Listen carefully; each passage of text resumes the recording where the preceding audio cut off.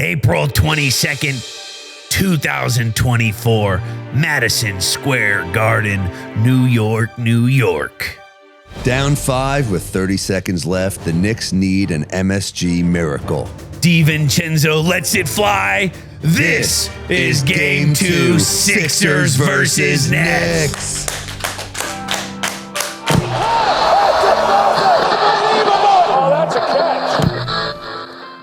Welcome to Games with Names. I'm Julian, they're Jack and Kyler, and we're on a mission to finding the greatest game of all time. And today we have an unbelievable episode with comedian and friend of the show, co-starter of the show, co-host of the show back in the Dizzy A, Sam Morrell. Let's go. And if you haven't already, drop a like and subscribe to Games with Names. Let's go. Games with Names is a production of iHeartRadio. Oh shit, the Rizzler.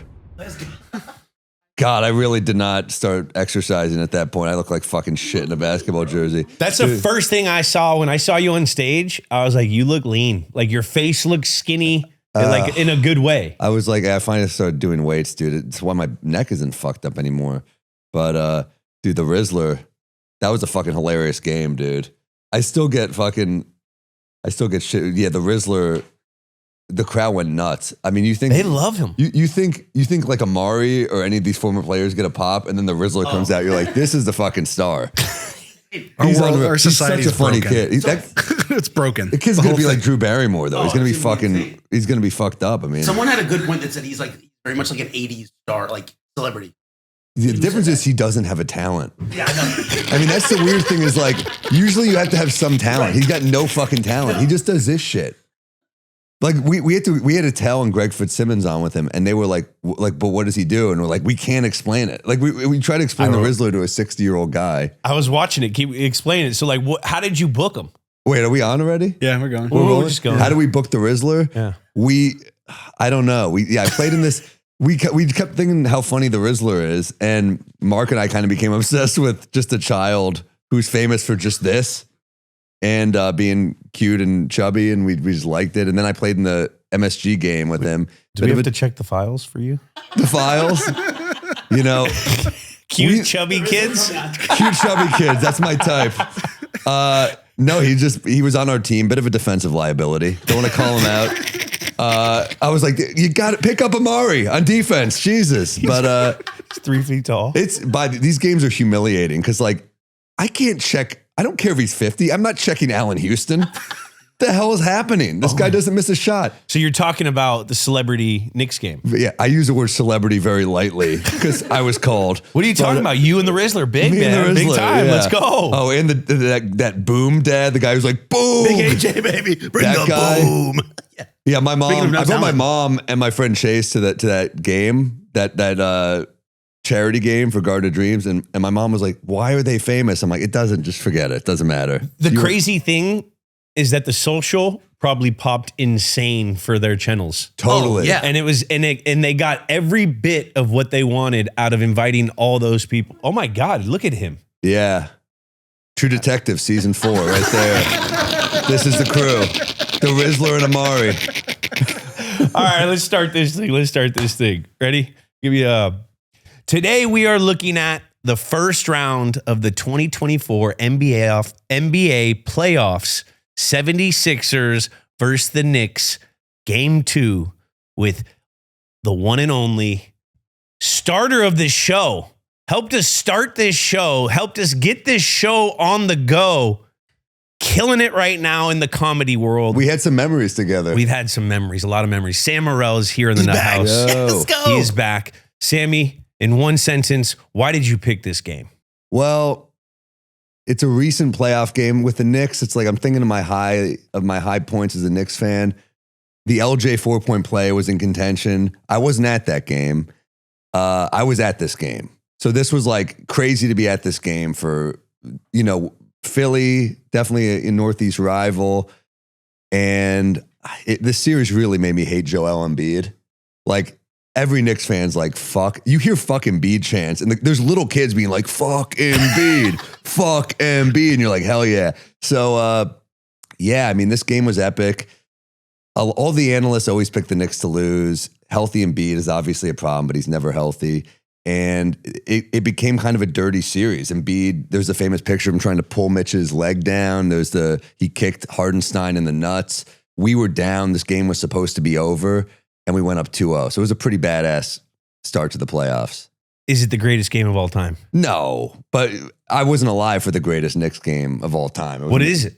Willis Reed limping onto the court and the Knicks beating the Lakers in the finals. That's the iconic Knicks game. We haven't won in over 50 years. So as Knicks fans, we'll take a first round playoff game. That's what we take. Hey, we ask all our guests. You know that.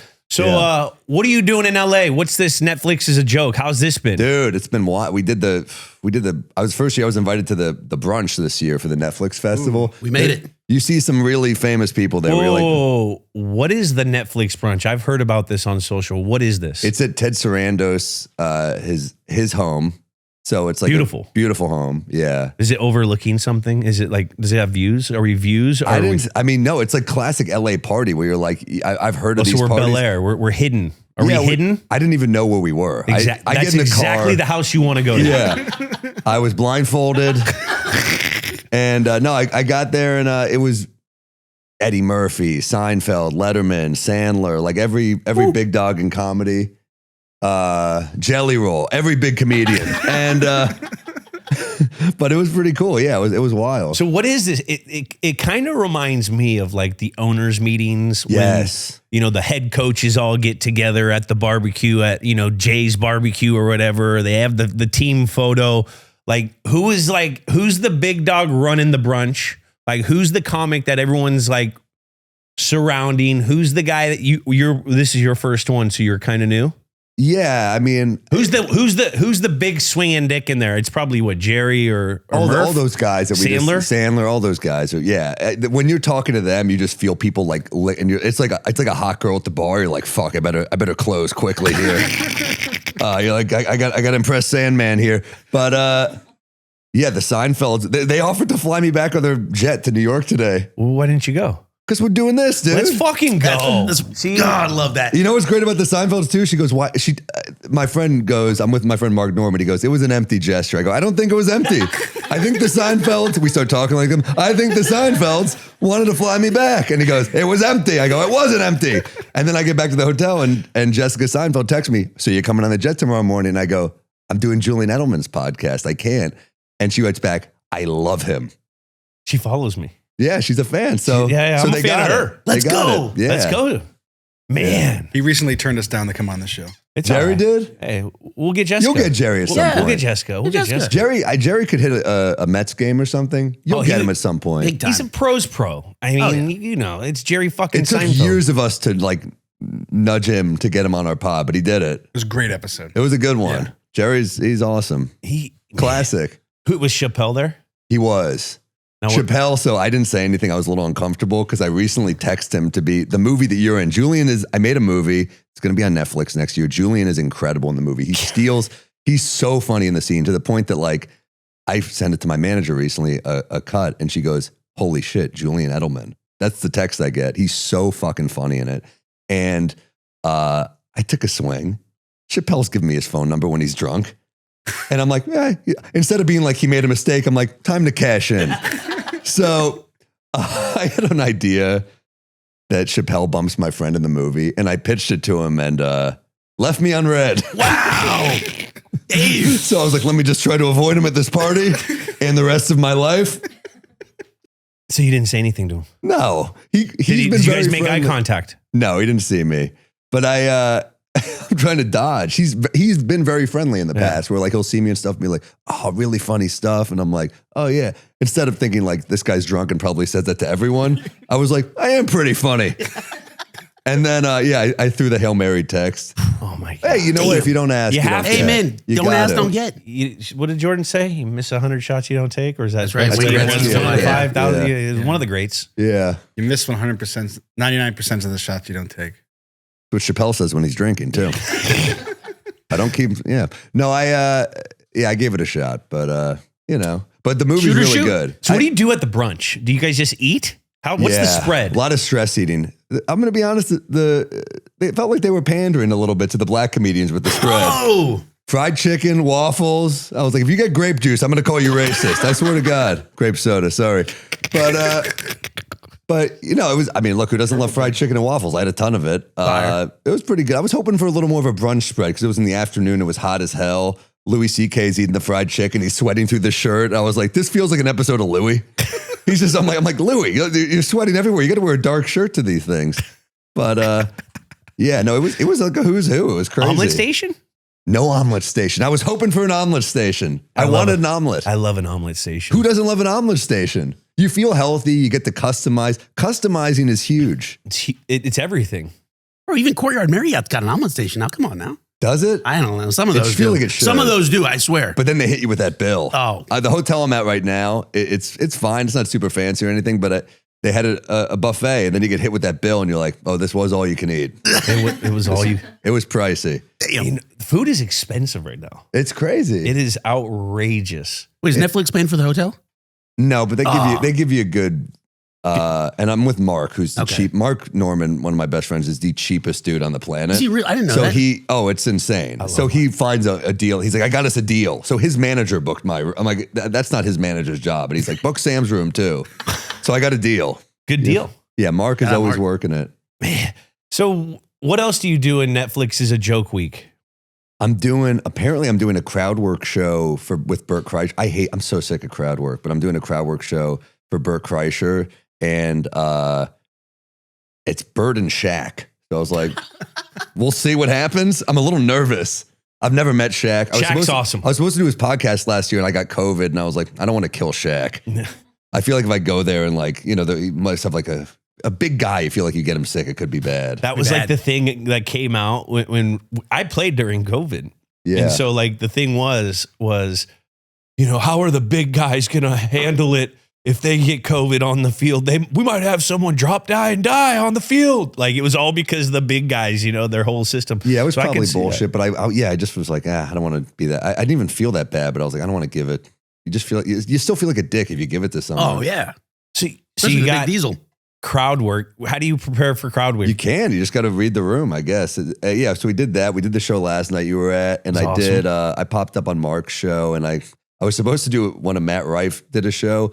And I was doing a podcast downstairs at the store. There's too much going on. So Matt's I guess sent someone in. He's like, come up. But we were doing a podcast with Bobby Lee. So I couldn't get out. And I bailed on that. And then they replaced me with Kevin Hart. So I was like, all right, you won that trade. That worked out. And then I'm out of here tomorrow. I'm only here a few days, but LA for a few days. It's so much drinking and so much. Driving. Like after I saw you guys, I ended up at the store. Yeah. And I saw every comic was hammered, and I ended up going on stage at 2 a.m. at the store OR. So that was pretty fun. That's got to be fun, though. But It was a good crowd. The Is this the must just Super Bowl be- for comedy now? No, there's no. What is the Super Bowl? It's what we do. Comic-Con? No, Comic Con. Is there a Comic-Con? I guess. No, the Super Bowl. Different type of comic. I guess it's just when you do a special. That's like your Super Bowl, So this is kind of, what is this like in the NFL? Is this like draft night? There's no equivalent. It's the week before the Super Bowl. It's Where the everyone's week- together. Right, all the festivities. parties, all the events. No, I just taped the special, so I feel like I got no material. I feel like I'm in that point right now, and it's like, so this feels like the off season for me right now, where after I taped the special, I was running on the road so hard. My agent was like, "Please just take time off the road." It's a bad sign when your agent is like, "Stop." So I stopped. He's like, "Take time off and just live your life." And then I just got hammered for like a week straight. Hell yeah. And my stomach was feeling fucked up, and I got an endoscopy, and the doctor was like, "You need to stop drinking for at least a month." And I was like, "I need the road." The road was keeping me alive. Dude. Yeah. So how do you prepare now? Like, how do you get ready to get new jokes after doing a special? Is it just you're just part live of life. living? You live life. You just got to that's what all the guys I look up to have told me. They're like, get off the road and live life and get stories and feel stuff. And yeah, I just taped a new one for Netflix, and then I've got maybe 12 minutes of material right now. It takes a year and a half, 2 years to write a new hour. And I feel like it'll get there. It takes time, man. It's Year and a half, 2 years to make an hour. Yeah, because you just want to make sure it's polished, and you want to take it throughout the country. And at this point, I tour the world. I'm going back to Europe I went to Europe last year. Where? Last year I did all over Europe. I did like London, Paris, Dublin, Berlin, Amsterdam is always great. I love your Butch, the Butch poster. Yeah. Where else? All over. Liverpool was wild. I had like an all-nighter there. That was You go to any epic. soccer games? I didn't. My buddy runs Newcastle, and he used to work for the Knicks, so he offered, but we couldn't make it. It's tough. They keep you on a schedule. 1,000. I mean, you guys, your comics life is so crazy. You guys are on the road 24/7. Yeah, but you guys are doing the road, and you're like you're in pain. I mean, it's athlete is. I can't imagine, especially what like the NBA players do, where they're the schedule, the amount of games in a year. 86. It's a lot. It's all crazy. But then, and this year I'm going back, and I'm doing like starting in Lisbon. I'm going to places I just have never been. I've never been to Poland. I've never been to Vienna. I've never been to Budapest. I've never been to Croatia. Careful in Poland. Yeah, really? Auschwitz, bro. Jesus Christ. Jesus God. They're doing it again? I mean, have you seen the world lately? Getting close. No, I know. Oh my But God. I feel like the places that are anti-Semitic now are almost like surprising. Like it's not the places you would just think. No, the countries that are, we won't get into this. Bronx says to try the hamburgers in the gas stations at Poland. That's what Really? he says. Yeah. They're supposed to be really good. Damn. Mhm. Yeah, well, Jules and I are like the two spectrum. Well, this is like a spectrum of what a Jew can look like. Like tall. I remember changing next to Julian when we would bank these shows back in the day and being like, I got to get my fucking life together. You change next to this guy, you're like, holy shit. He's not talking about my piece. I'm talking about his piece too. I gotta find a way to get my piece to look more like Jules too. Oh my God. No, it's a weird time in the world. It is. It is definitely a weird time. That's why comedy is so great, because it gives us a way to get away from everything, gives us an outlet to laugh at ourselves, laugh at people, and kind of need just it. have that We need it. That's why Ted Sarandos, I talked to him for a bit yesterday. I'd never met him. And he goes, I'll always defend comics because we need comedy. And, you even look at something as terrible as the Holocaust, we got jokes out of it. And I said, almost seems like it was worth it, And No, now you're running around. Netflix is a joke. yeah, You see every comic. You're a big ball knower. You know ball. yeah. Who are other comics that know ball? Other comics who know ball, you know them. Santino, Yeah. Andrew Santino, Dan Soder, Chris DiStefano, Chris Rock knows ball. I mean, he's always at games and stuff. And geez, I'm trying to think. Sandler. Sandler knows ball. Sandler's Sandler's got basketball. weird allegiances though. Sandler's like Yankees, Jets. That is Knicks. weird. He's from New Hampshire. New Hampshire. Yeah, but it's usually Yankees, Giants, Mets, Jets. Always. I mean, thankfully, Yankees, you get some, Mets and Jets is tough. Oh, yeah. Oh, that's kind Brutal of. I remember combo. walking around the city with Julian. We remember we'd be like tearing it up some nights, and people would be like, "Fuck you." And That was me. It's Sorry. kind of a cool level of because you're a beast when you're in another city, and they're like, "You piece of shit, you fucked up my Sundays." Like he's at that level of like trolling New York fans. But they were always nice at the end. Totally. Oh, yeah. I Like remember- they'd always bust Once they your meet ya. balls, but they'd always show a level of respect. no, well, I love the New York fans. We had to respect the Patriots always. I mean, you guys, your teams were incredible, man. like, have you been seeing the content on these Knicks fans lately against Philly? yeah, we got to it's the dial it best. back a little. It's the think- best. I want to see Sam in one of those sidewalk talk videos. I'll do it. I love Knicks fans, but like you got the premature celebrations. Like, don't jinx us. That's Right, what I I'm mean. And with be you. respectful to these other fan bases. Like, yeah, I hate the Sixers, but I respect Tyrese Maxey a lot. Like, He's a he's a beast. hell of a player. Edgecomb's very good. I just really don't like Joel Embiid. I'm with and you. some of these Knicks fans, it's like, dude, there's too much talk. After every game, I have to hear, like, I hate these fake fans too, like the Stephen A's who are just trashing the team all year. And then they're like, my Knicks. And we're like, oh, Knicks fans don't like Stephen A. No, I know. Knicks fans look at Stephen A the way he's like, is he a Knicks fan? Yes, but he's a Knicks fan the way like Epstein's a Jew. Technically, but we're not thrilled about it, It gives us a bad name. There's so much talking. There's so much like every game. It's like, are the Knicks fucked? Is Mikal Bridges worth the 5 picks? We did it. So just let it be. Like and also they always turn on Mikal. And then what did he do to the Celtics last year? Oh, my God, Game killed 1 us. and 2. God. Game 5, those the thing about Mikal Bridges' jump shot, it's so weird. Sometimes when he's like in motion, he looks like Kevin Durant, but when he's like catch and shoot. He looks like Bill Cartwright with that weird fucking release. You're like, so you never know what he's going to give you.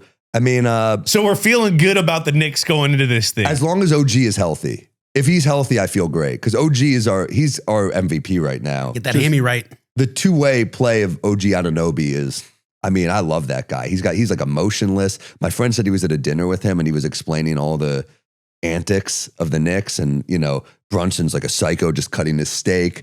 Josh Hart's like doing his thing, and then he pans over and OG's got his hood up playing like PSP or something. He's just locked in. He's like a kid. He's just like, I gotta just focus at all times. And I mean, he's like reminds me a little bit of Kawhi. He's so ice cold. I love him. Do you think that the Knicks are going to win this series? I think. Well, I don't know when this Knicks in episode 6? comes out, but yeah, I feel Comes out in 2 Week weeks. from Tuesday. I feel good about hopefully I feel good about it. Embiid is so good when he's healthy, but he's never healthy. He hasn't been healthy for 5 straight games in years. That's insane. It's insane. And it's one of the ultimate like sad. People might talk about him the same way you talk about a guy like Grant Hill or Penny Hardaway, who like should be, their talent is as good as anyone. Penny. But Penny. So difference is Penny and Grant Hill are just way cooler personalities. Embiid is just such an unlikable personality to me. He's Me hard too. to root for. Oh yeah. Plus he wears Skechers. What are we doing? Does he wear He wears Skechers? Skechers. So does OG though. So don't try. OG wears okay. All right. The Skechers are cool. I think. Hey, Howie Long wears Skechers. I won't say I wear anything about Skechers, the Skechers. too. Skechers that they Yeah. wear are kind of cool. I think. They look better than you think they would. Yeah, Then they should. The ones, and Julius Randle does too, and we still have Not love. about Julius Randle. Was on this team that we're talking about in this game. I mean, the Knicks are, Are we ready? I feel good. Detroit's going to be tough. Detroit completely owned us this whole series. They've got the toughness, Detroit, to give it a run. But dude, as every Knicks fan says, everyone's better than Jalen Brunson until it's time to be better than Jalen Brunson. He's unreal. You guys remember how much I was hyping him know. up? You were I talking about remember. him 5 years ago. I was so hyped. I was like, all right, 'Cause chill, here's my logic. A lot of people shat on Brunson when we signed him like he's overpaid, which now is like the funniest thing ever because he took a pay cut to be here. It's one of the best contracts in history. He's overpaid, whatever. But to me, it was like, even if he's just at the level he was in Dallas, he's the best Knicks point guard since Marbury, even at that level. So even there, I was like, we got a stud. So I thought his floor was going to be incredible. And then I saw his work ethic and I was like, and also I've talked to some guys who are like, he's impossible to guard because his combo of just toughness and quickness and footwork, like he reminds me a little bit of Kobe, just the footwork and the personality, that killer personality. So yeah, I always believe in Brunson. Cat looks unbelievable. OG is a two-way killer, just a monster. Josh Hart, the Swiss Army knife. I miss a couple guys on this team we're going to talk about. Of course, I miss Hardenstein and Dante and those guys. But killing it down in OKC. How's the city right now with all the Knicks on fever? fire. It's You on feel fire. the energy, Spring. man.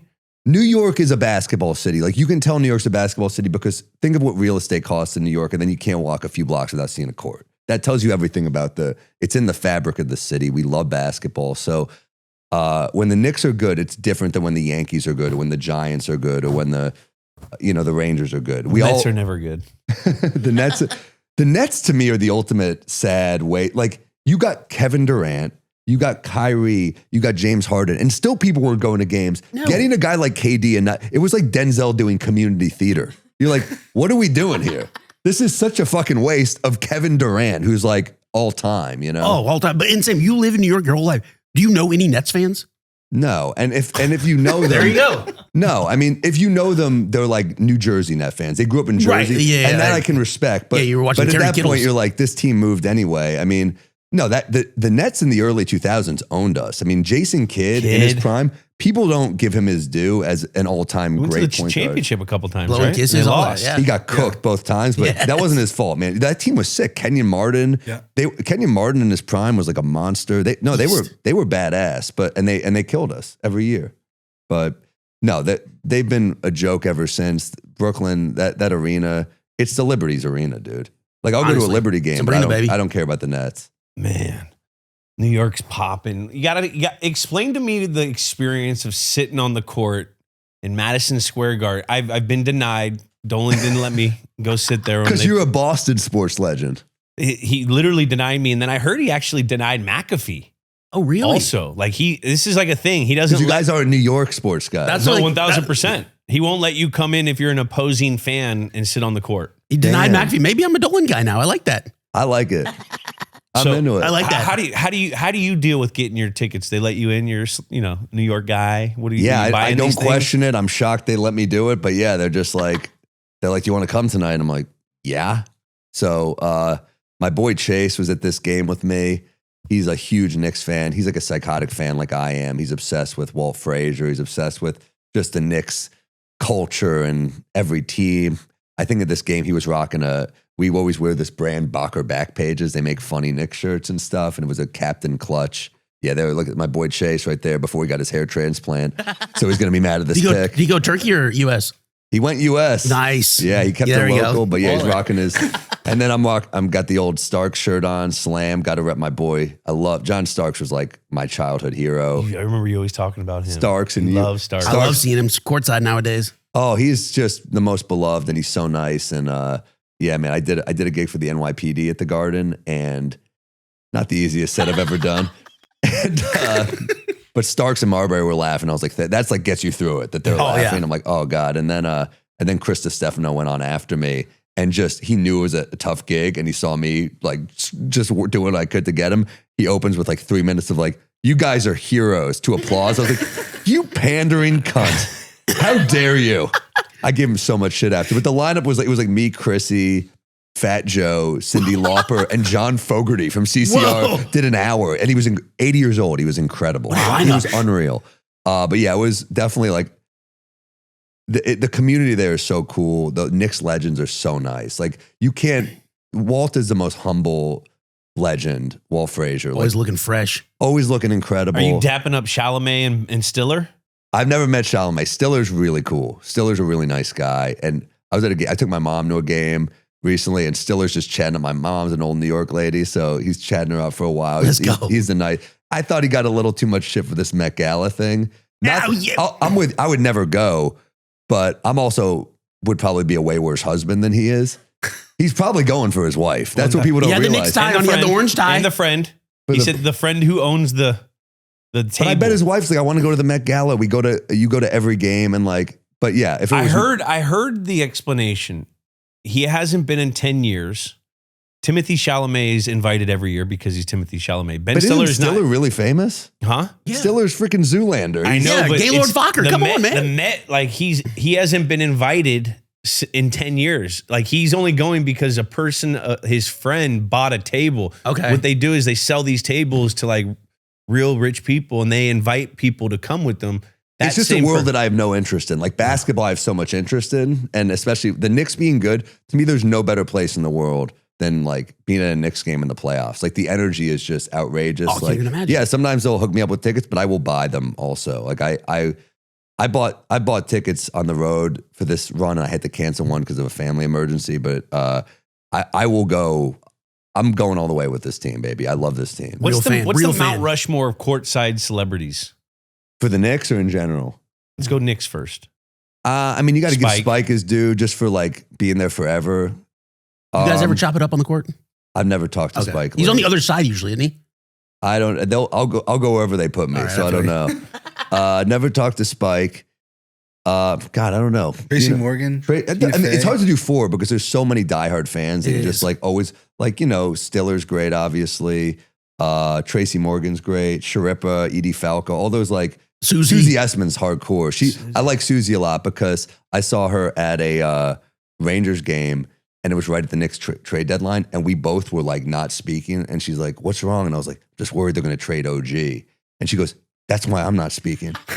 She's like, "He's my favorite player." So we were just both freaking out, and I remember talking to one of the Knicks front office guys. He goes, "We're not trading." I was like, "All right, good." Hell yes. Hell yes. And that- Inside put it in- scoops. Look at that's Yeah, how yeah. big Sammy is now. He's getting inside scoops from the GM.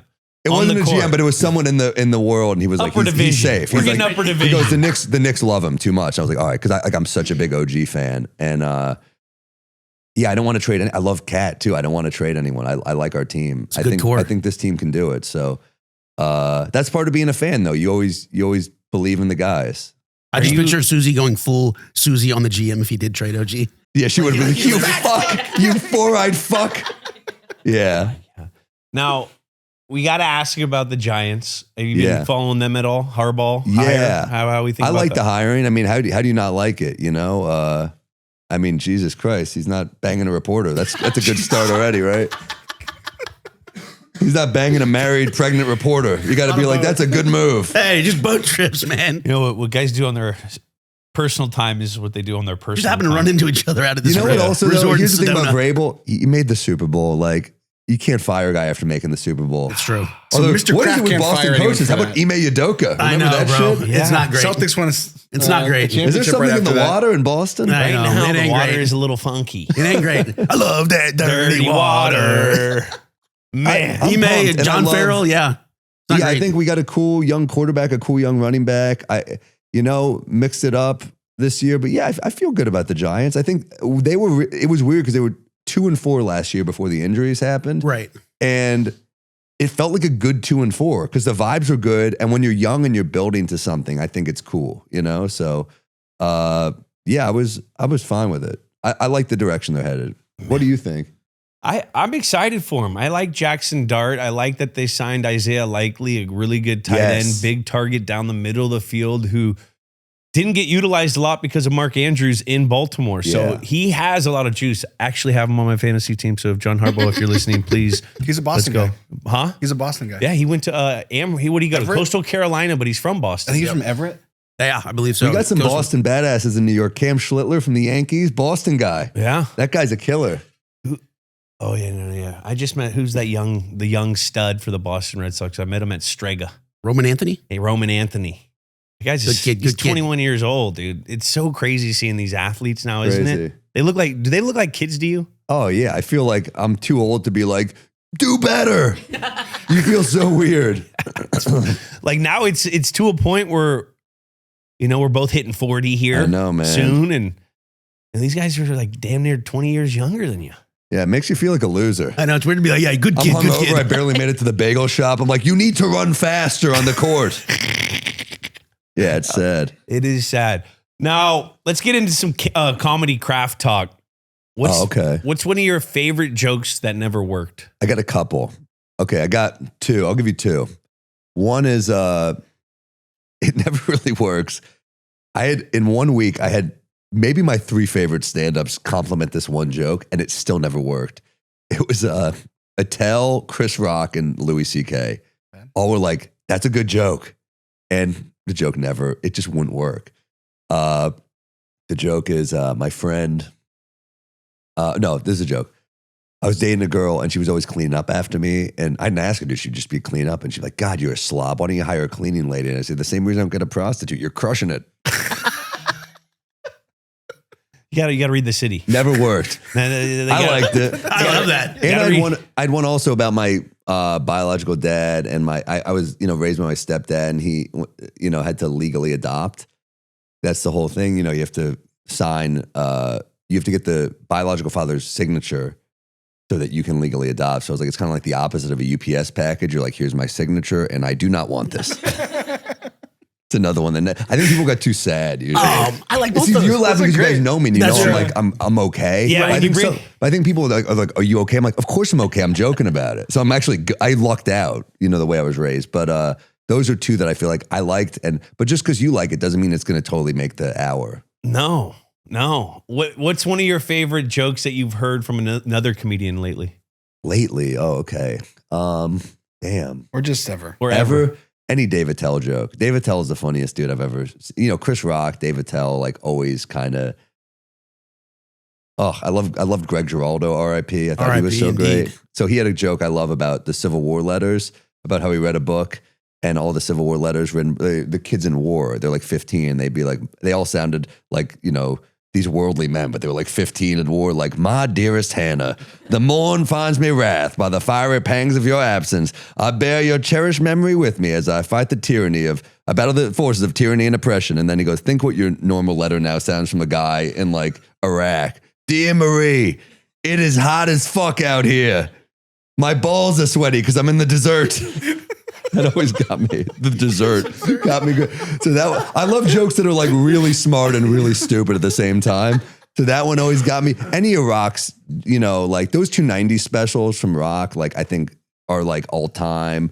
Attell, one of my favorite jokes ever is Dave Attell. You remember when you're young and you think your dad is Superman, but then you grow up and you realize he's just a drunk who wears a cape. That just like, because that's like a profound sentence. That's brilliant, but it's also the silliest and dumbest. Like I love that. Any Attell has so many jokes he just like threw out that I'm like, I would have been so proud to write that joke. And he's like, yeah, it's not good. But yeah, he had one in his last special that just killed me about how he's in the Subway sandwich shop and it's just him and the sandwich guy. And he goes, hey, take the gloves off. I don't know why that just killed me. I was like, perfect. Yeah, just the silliest fucking joke.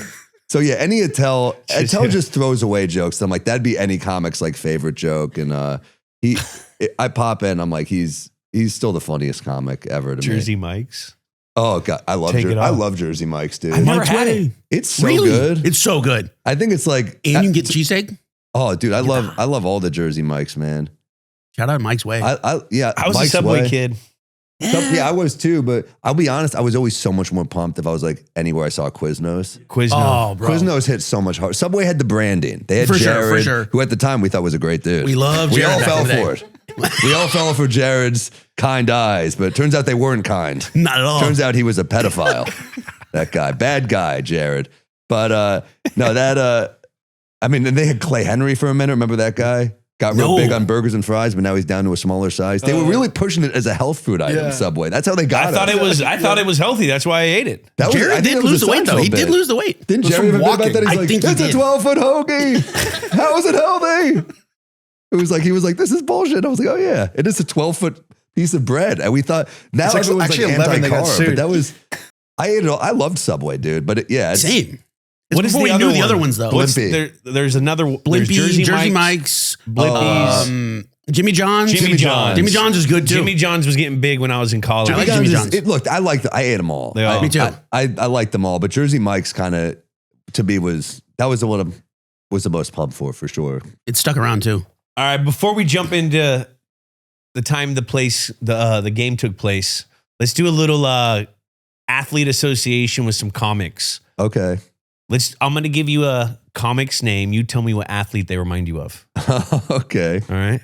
Let's go Mark Norman, your best friend. Ooh, Mark, an athlete. This is a tough one. I mean, the first one that jumped out to me is like Tony Hawk, because Mark is a skater. Yeah. That's the only Good skater. He's a good skater. Didn't Tony Hawk even like gave him some Tony props? Hawk gave him props, which like made his day. Mark is so new to sports. Like he's into sports now because of me. So like I got him into the Knicks. He Hell watches yeah. games now on the road. He gets pumped. That's a good comp though. That is a good An comp. extreme sport guy. Yeah. No Kelly fear either. He's Slater? got no fear. Yeah. Tony Hawk didn't have any fear. Mark says whatever. Mark's also like relentless. So he's got like a little bit of like Cal Ripken in him. Oh, I like that. Never missed a game. Cal Ripken, Iron Man. Norman doesn't say no to anything to his detriment. So he's like he's those two. That's Cal Ripken and Tony Hawk. They both All right. hate Kevin Costner. What about Joe List? Joe Wasn't it Kevin List. Costner? He was great last night too. Joe List, yeah, craftsman. Joe's like a craftsman. So he's like, for some reason it's popping in my head is like a Ray Allen. Because he's I a can see- Boston yep. guy. Ray Allen's a pure shooter. But he can do other stuff too. Like Ray Allen wasn't just a shooter. People No. forget he was also like Bucks Ray Allen. Oh. Had handles. He Oh. was fucking. Jesus shuttle He can work, drive bro. baseline on you. Yeah. Beating the, I beating the love shit you out of guys. Denzel. So I said, did you see? I saw recently Spike Lee talking about the game that they I love played. that. You saw that? Yeah, with Denzel. How Where he wouldn't let yeah, them he's like, I'm lose. not, wouldn't let him I'm not lose. getting skunked. Or he wouldn't get skunked. I kind of love that Denzel is just like, he's supposed to lose 11-0 and he got game and Denzel just started scoring and Ray Allen's like, what the fuck? He's never been in a movie. She was like, what the fuck's happening? And Denzel's like, I'm A-list. I'm not fucking losing by 11. But yeah, I love that. That made me just love, like Denzel and Nicholson are like those two iconic type guys where you're like, they love hoops. You know that like it means something to them. I love, like, I remember reading the Chinatown book, The Big Goodbye, and Nicholson's like a psycho, like Polanski's trying to call him to set. And he's like, it's the fucking playoffs. He had like a TV in the trailer and stuff, Yeah, didn't he? I love that. What DeVito came on here and Whoa. and he told us a story where they were doing what are the Cuckoo's Flew over Nest? the Cuckoo's Nest. They were doing Cuckoo's He's Nest. Martini. Yeah. Martini all timer. He was Yeah. doing it in Portland Jack asked him to go to the Portland Trailblazer game. And this was before DeVito was like anyone. Wow. And he's like, fuck you, I'm going. Jack Nicklaus, I'm going to a Lakers game or a ball game. He goes there. And he said it was just like a spectacle when he walked in. Everyone, he's fucking Jack, So everyone knows him. He's the A's of lists. And basketball wasn't what it is now. No. Nicholson, he was on the ground floor. He was ground floor. He walks in, getting standing ovation. He's on the Jumbotron. Whoa. And fucking DeVito, right before the kickoff or the tip-off, spills his Coke all over the floor. And they had to pause the game. Everyone's looking at him. He's embarrassed as a shit. And Jack's playing it cool. They had to stop the game to clean it. Danny DeVito. You freaking idiot. What are you doing? No, he goes like Nicholson. this. They finish it up, and I guess he looks at him and he goes, "Hey, D, you want another Coke?" He gave it was fucking insane. That's the fear. You feel so blessed to be down there, but then you're like, don't fuck up somehow. Fuck it up. We've all seen that Larry David episode where he Stretches Shaq. legs. You're like, don't do that shit. Tracy Morgan threw up that was awful. That was crazy. Man, I feel bad for Tracy. All right, what's Stavros? Athlete. I mean, I feel bad, but the first name that popped out was Tony Siragusa. Because he's a Baltimore Ravens guy. It's just because of the Ravens. It just works. It's Giannis meets Siragusa because Giannis is the Greek freak and so is Stav. So you got to give Stav's obsession with Giannis. I love. So I just associate him with like a Raven and Giannis probably. Bill Burr. Crossover. Bill Burr. Oh, he's like old school. He's like an old baseball guy. For some reason, this is weird that the first name, but he's a Boston guy. For some reason, it's weird because they both were Yankees too, but the two names that popped into my head were Boggs and Clemens. I was just going to say Wade Boggs. Yeah. Because Clemens is kind of a hothead, and so is Burr. Oh, yeah. Don't piss off either of them. Clemens will fucking throw a bat at you, Piazza. That's Burr. I piss Burr off where I'm just like, this sucks. It when does. he's just yelling at you, you're like, dude, what? I made a fucking, I remember I did his podcast once and I poked him, but I didn't know he was going to snap this hard where, you'll hate this too. I said, that one fucking Seahawks Super Bowl against the Patriots got, that was a lucky one. And he goes, what the fuck? And I was like, oh boy. Turned into 20 minutes of him just screaming at me. I'm like, I just mean it was lucky because they had Marshawn and they didn't run it. And he goes, they fucking prep for that every fucking day of the year. And it got to a point where I turned to his producer and the producer just went, I was like, yeah, it was 20 minutes of Burr just screaming at the top of his lungs. Yeah. And I was like, and at a certain point I'd just be like, Bill, I'm just a fan. I don't really care. I was just poking you. And he's like, eh. I didn't even poke him, and he came in here for the first 20 minutes and made fun of my shoes, pretty much insinuating that I was gay or a nurse. Perhaps a gay nurse. There's no escaping it. Those Boston guys, we didn't poke Bill Burr, Bobby Kelly, that whole era of Colin Quinn, Keith Robinson, the Philly guy, but all those guys, you can't get out of a beating. I don't know how it came up. No matter how hard you try to avoid it. I don't know how are those fucking nurse shoes that goes and does exactly what you did, just goes in on the shoes, kills me. Love Bill Burr. Shane Gillis. Okay, this is a weird one because he's a Philly guy, Shane. Right. But I'm giving him Babe Ruth. Because Shane is an Iron Man with drinking and he still delivers. That's what Babe Ruth was. You're like, you're the best right now and you're still fucking hammered. So I give it to Shane. Shane, you know what he does that really fucking annoys me? By the way, he texted me after this game because of Philly that we're going to talk about. Oh, yeah. He goes, fuck you. That was a foul on Josh Hart and Brunson. And I had to be like, it probably was. But I was like, no, it wasn't. But it was. He's right. And so Shane, I go Babe Ruth. Shane does a thing that I hate with drinkers. He counts your drinks. Oh. He's bigger than me. So yes, he can drink way more than me. 200 more pounds. He's so much bigger than us. Does he know ball? Yeah, he knows ball. Shane knows everything. Sure. But I feel like Sixers are like his fourth favorite Philly team, in all honesty. I was going to say, when I think Shane, I don't really think Sixers. He is a fan for sure. Know. He loves Embiid and he loves the team. But I feel like Shane is like Eagles, Phillies and Flyers before the Sixers in terms of his fandom. Yeah. And he would admit that probably. But yeah, Shane is, he counts your beers. He'll be like, you're almost done with that one, right? Get him another. I'm just like, oh, God damn, I remember I was at competition. I was at something once in Nashville and Shane just happened to be there and there was like a private Post Malone concert that the bussin' guys brought me to it. Oh, nice. They brought me to, they're like, you want to come with? And I was like, okay. Shane's there. every time he would like feel your beer, it's getting light. It was the Bud Lights that are even like covered so you can't see where you're at. He could just tell it was almost done. I'm like, dude, I got a fucking 6 a.m. flight. He's like, one more. So he gets you hammered every time. Feeling it. He's Babe Ruth. We were hanging with him that We got night hammered. We got hammered. 'cause We got hammered. He didn't do us any favors. No. What about Shame. Dan Soder? That's a good one. Soder is Niners. yeah, I think Loves Niners and Niners. Nuggets. So It's weird. We had him on the whole the stepdad living in here. Yeah, it's weird. That's a weird combo. He's a wrestling guy too. Loves wrestling. God, that's true. Yeah, I mean, it's tough because I don't know if this is totally accurate. I always think Macho Man was Soder because he does the incredible Macho incredible. Man. Good. Oh man. Soder does Soder's like one of those comics where he could have just done impressions in his act and become huge from it, but he didn't want to. It's like the Jim Carrey thing where it's like Jim Carrey can do all these great impressions, but then he doesn't even need to because Soder's material is so good too. So, I mean, damn, I think like Niners, like Montana and Rice, but then I also think like a little Jokic and a little Macho Man. It's like I can't pin down one with I like Soder. What Those about are all great Seinfeld? ones. Ooh, another mechanics Garrett? guy. Nah, Yogi Berra? Yogi No. Berra? No, who? Well, you can't give a Mets guy a Yankees guy. I feel like I can't give him. I can't say Keith Hernandez either, but of course it popped into my head. I just watched that episode. No, I was gonna say Daryl Strawberry. No. Nah, he's good to his wife. Robin Ventura. Piazza?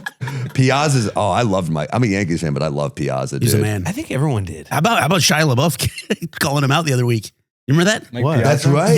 Yeah, Mike B called out Mike He didn't Piazza. give him an autograph when he was a kid. That will fucking hurt you. I remember That came out of nowhere. Clarence Weatherspoon did that to me as a kid, and it hurt. But then I also remember the Knicks who were like cool to me as a kid, and like Allen Houston was really cool. Hell yeah. So was I remember Starks. a couple guys not doing it, and I don't want to call them out because there's probably been a time where. But if it was a kid, you pretty much always sign, but you never know.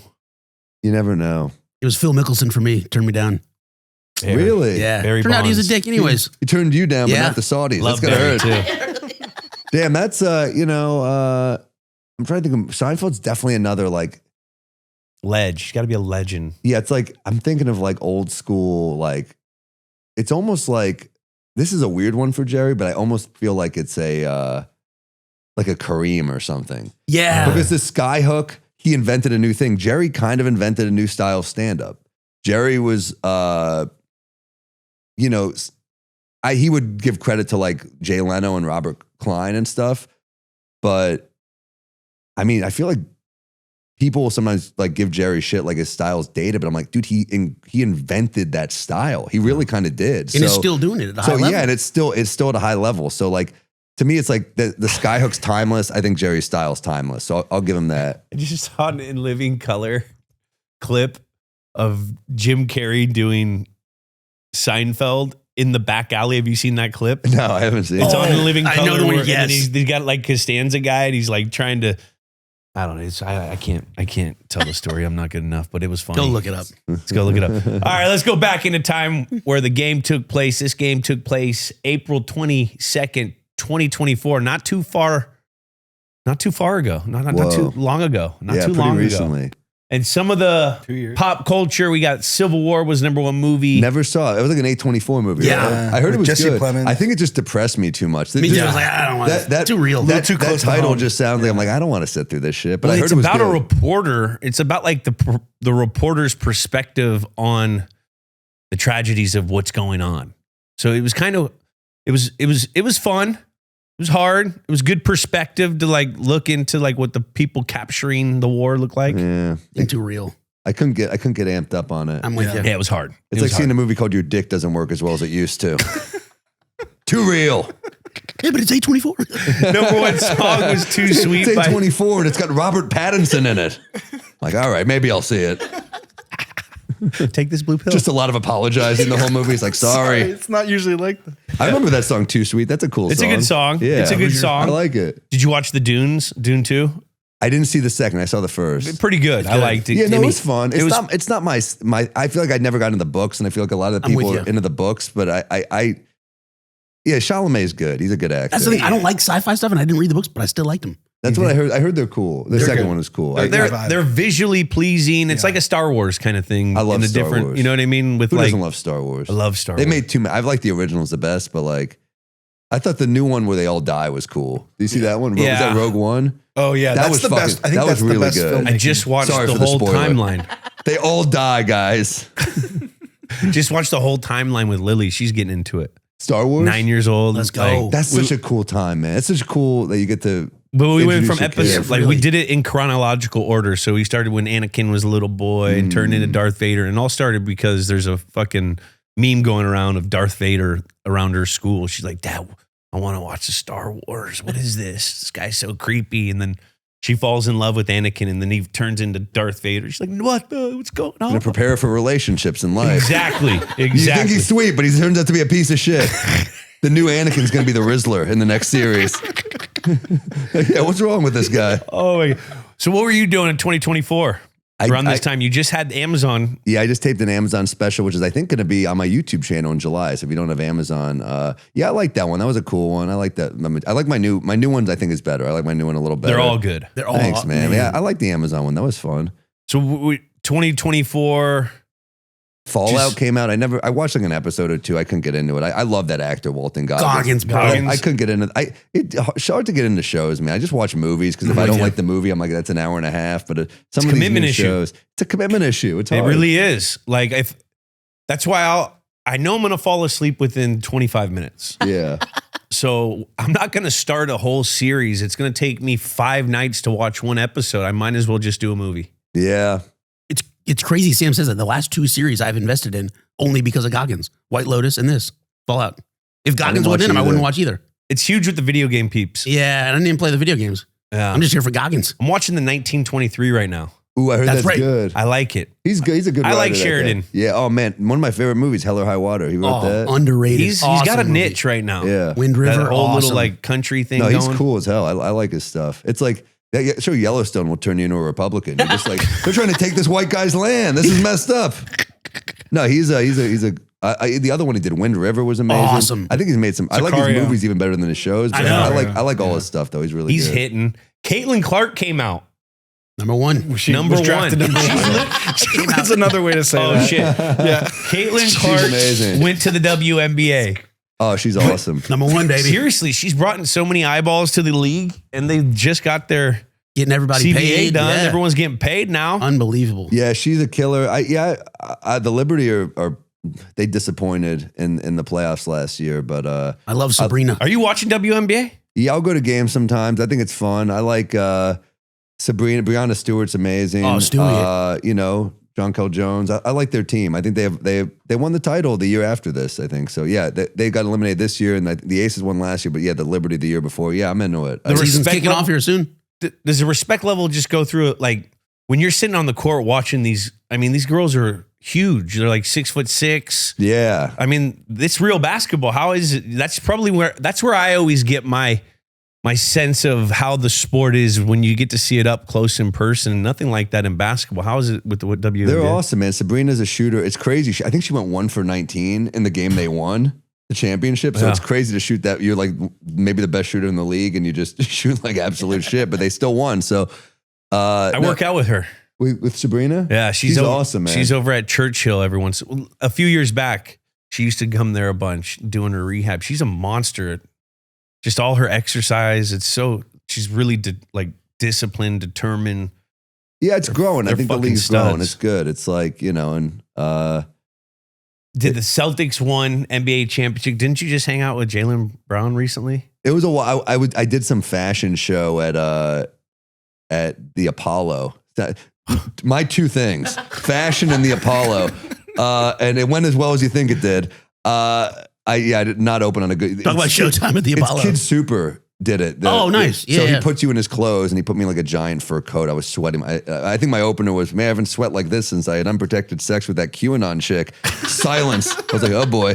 So I'm just trying to like fucking get him back, and not my crowd. And then you bomb, and then Jaylen Brown from the team you hate walks in the room. Like, how could this night get any worse?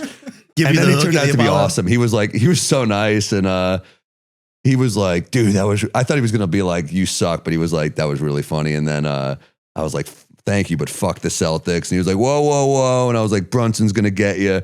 And he was like, Brunson's really good. But then he was like, but we're gonna beat him. And He was so nice. He was like actually a really cool He's guy. awesome. And I I was love with Sam JB. J, the comedian, who's We love Sam legitimately J. obsessed with Jaylen Brown. So Sam J had her on the She's had her on the awesome. pod. Friend of the show. she's obsessed with Jaylen Brown. So that was cool to see her so happy. Fanboy and fangirl on out. Yeah. All right, No. let's jump into these Philadelphia 76ers, Jack. All right, let's get into these Sixers, 2024 Sixers. A lot of similarities to these current Sixers, 47 and 35. Nick Nurse, first year of the Nick Nurse era. Remember, Doc was there before that. Nick Nurse is so annoying. He's really annoying. He just complains nonstop. Incredibly I can't stand annoying. It. Yeah. Body language, facial expressions, everything about Nick Nurse really And a annoys me. fucking like, I'm sorry, when you're already unlikable and you have a chin goatee, it's not helping your case, you know? And He bugs me. I mean, I will give him this. He was a coach on one of the coolest teams that won a chip in the last 20. I think the two coolest chips of the last 25 years in the NBA are the Dallas Mavs Dirk chip and the Kawhi Toronto Raptors chip. And he was a coach of the Raptors team. So I got to give him that. But yeah, That road for We were just Dirk talking about was that. insane. it's the craziest road maybe ever. Cause yeah, I mean, but Dirk is like, how do you not love Dirk? Yeah. The coolest. Powell and Kobe, Brandon Roy and Aldridge. Brandon Roy and Aldridge in He Portland, swept the defending champs, Kobe. which is insane. And then it was the young OKC Thunder. yes, with Harden, They were a little Westbrook, too and young. Durant. It was the too next young. year they went to the finals, but yeah, and then he took down the Heatles. That is unbelievable. What a run. People don't give Dirk enough credit for that. no, they don't. Absolutely insane. Back to these Sixers. They were 17th in total offense, 16th in defense, right there in the middle of the pack. Started out hot. Then, of course, 29-13, dropped a little in January because, of course, Embiid hurt. Nothing new there. Went 11 and 22 without him. George Menefsky, but he'd come back. This was Tyrese Maxey's real breakout season. One most improved player and really solidified himself as the star that he is today. He's unreal. He's I mean, unbelievable. and you can't hate on him. Like, as I said about Embiid, I never liked Embiid because of like, you know, the complaining and the flop. He flops. And I It's know people are unreal. gonna like, you root for Jalen Brunson. He doesn't flop a quarter as much as Joel Embiid, and he's half his size. I mean, when you're 7'1", 300 pounds and you're flopping, like it makes you unlikable. And I can't deny his talent, but Maxey just to me seems like a more likable star. Like he's incredible. How with you. annoying are Philly fans?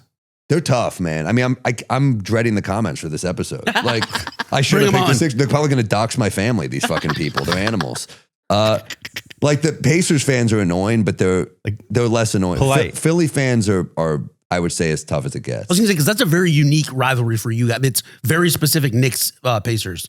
Yeah. Well, the weird thing is like Knicks, Philly, and Celtics. I feel like the fan bases all kind of hate each other. Right. But I have this weird thing where like I like performing in Philly. I like Philly I think people. they're all very similar people. Yeah, well, that's the thing. That Amazon special. I taped it in Boston. I love Boston. The people. Wilbur. Which theater? I taped the Wilbur. Yeah, Wilbur. I always have loved performing in Boston. Boston people to me are like, so they're funny. They're funny is in their fucking bones. Like that kind of Irish Catholic, like this fucking cocksucker. Like that energy is always funny. And it always gets a laugh. So too. I love Boston people. I love Philly people. But this fan base is tough. Now, when you tough. look at this team, what are you looking at? What two But they've two struggled players? like us. It's what two players? I mean, yeah, it's Embiid and Embiid? Maxey, obviously.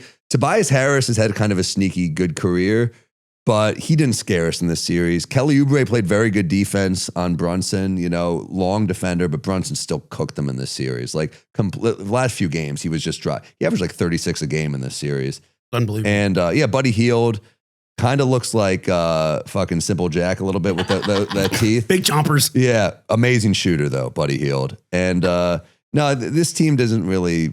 They obviously at full strength with MVP level Embiid. They're scary, but Embiid is, as I said, never really healthy.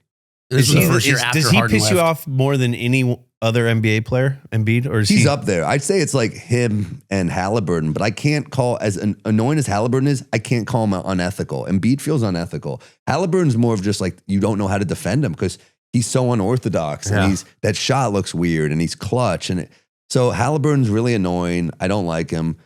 I don't like Embiid. Obviously, we all think Trae Young's annoying.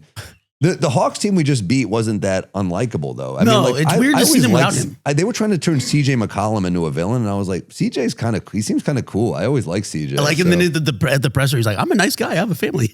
I have a family. You're like, So what? I don't have kids. I'm a piece of shit. What the hell does that mean? Father of one here. Yeah, I mean, what the hell? Trae Young was such a great foil to the New York. I just loved. And I now just he's love in, now those he's in sidewalk fucking talk. DC, which makes me so happy. He's rotting away. Rotting away in DC. See ya, buddy. Golly. That's a Jackie, tough jump into place these to- Knicks. It really Let's get into was Knicks. unbelievable. Let's get it. Sammy, you help me out here with these guys, but 50 and 32, Big year. first time winning 50 games since 2012. This was when Tibbs was in his third year, back in the Tibbs era. Yeah. Big trade with Toronto this year. A guy we talked about earlier picked up OG. Had to get rid of quickly RJ Barrett in a That second hurt. round. That hurt. Yeah, Quick, I remember- man, quickly. Boy. Quickly, I love RJ and Quickly. And Quickly, I remember wrote like this Players Tribune piece. Yep. And it made me like, oh, I love that guy. Like, I think he reminds me of Maxey. I know they're boys. They both went to Kentucky, I Yep. think. And Quickly actually reminds me a lot of Maxey. They both play the game with a lot of joy. They're both incredibly likable. They're both really, really talented. Athletic. So losing Quickly, that hurt for sure. But the moment we made that trade, I was like, I loved the move. I just thought OG was going to be a stud. I thought he was exactly what we were missing. Like 90s Knicks were all about defense. We were missing a shutdown guy. So yeah, OG was incredible. And the sad thing is we never got to see this team at full strength because Randall was so fucking good for us. And in this run, when we had the starting lineup of Hardenstein, Randall, OG, Dante. Oh, was it Dante or it was either Dante or Hart starting and Brunson.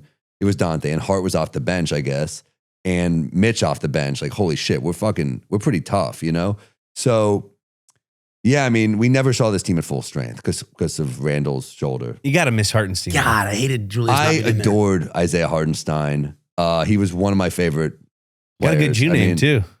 Yeah, he's not a Jew. He's No, actually he's he's black. black He's technically. black. Yeah, he's a light. Not that there aren't black Jews. We got Amari, but he is a. Iron Fears.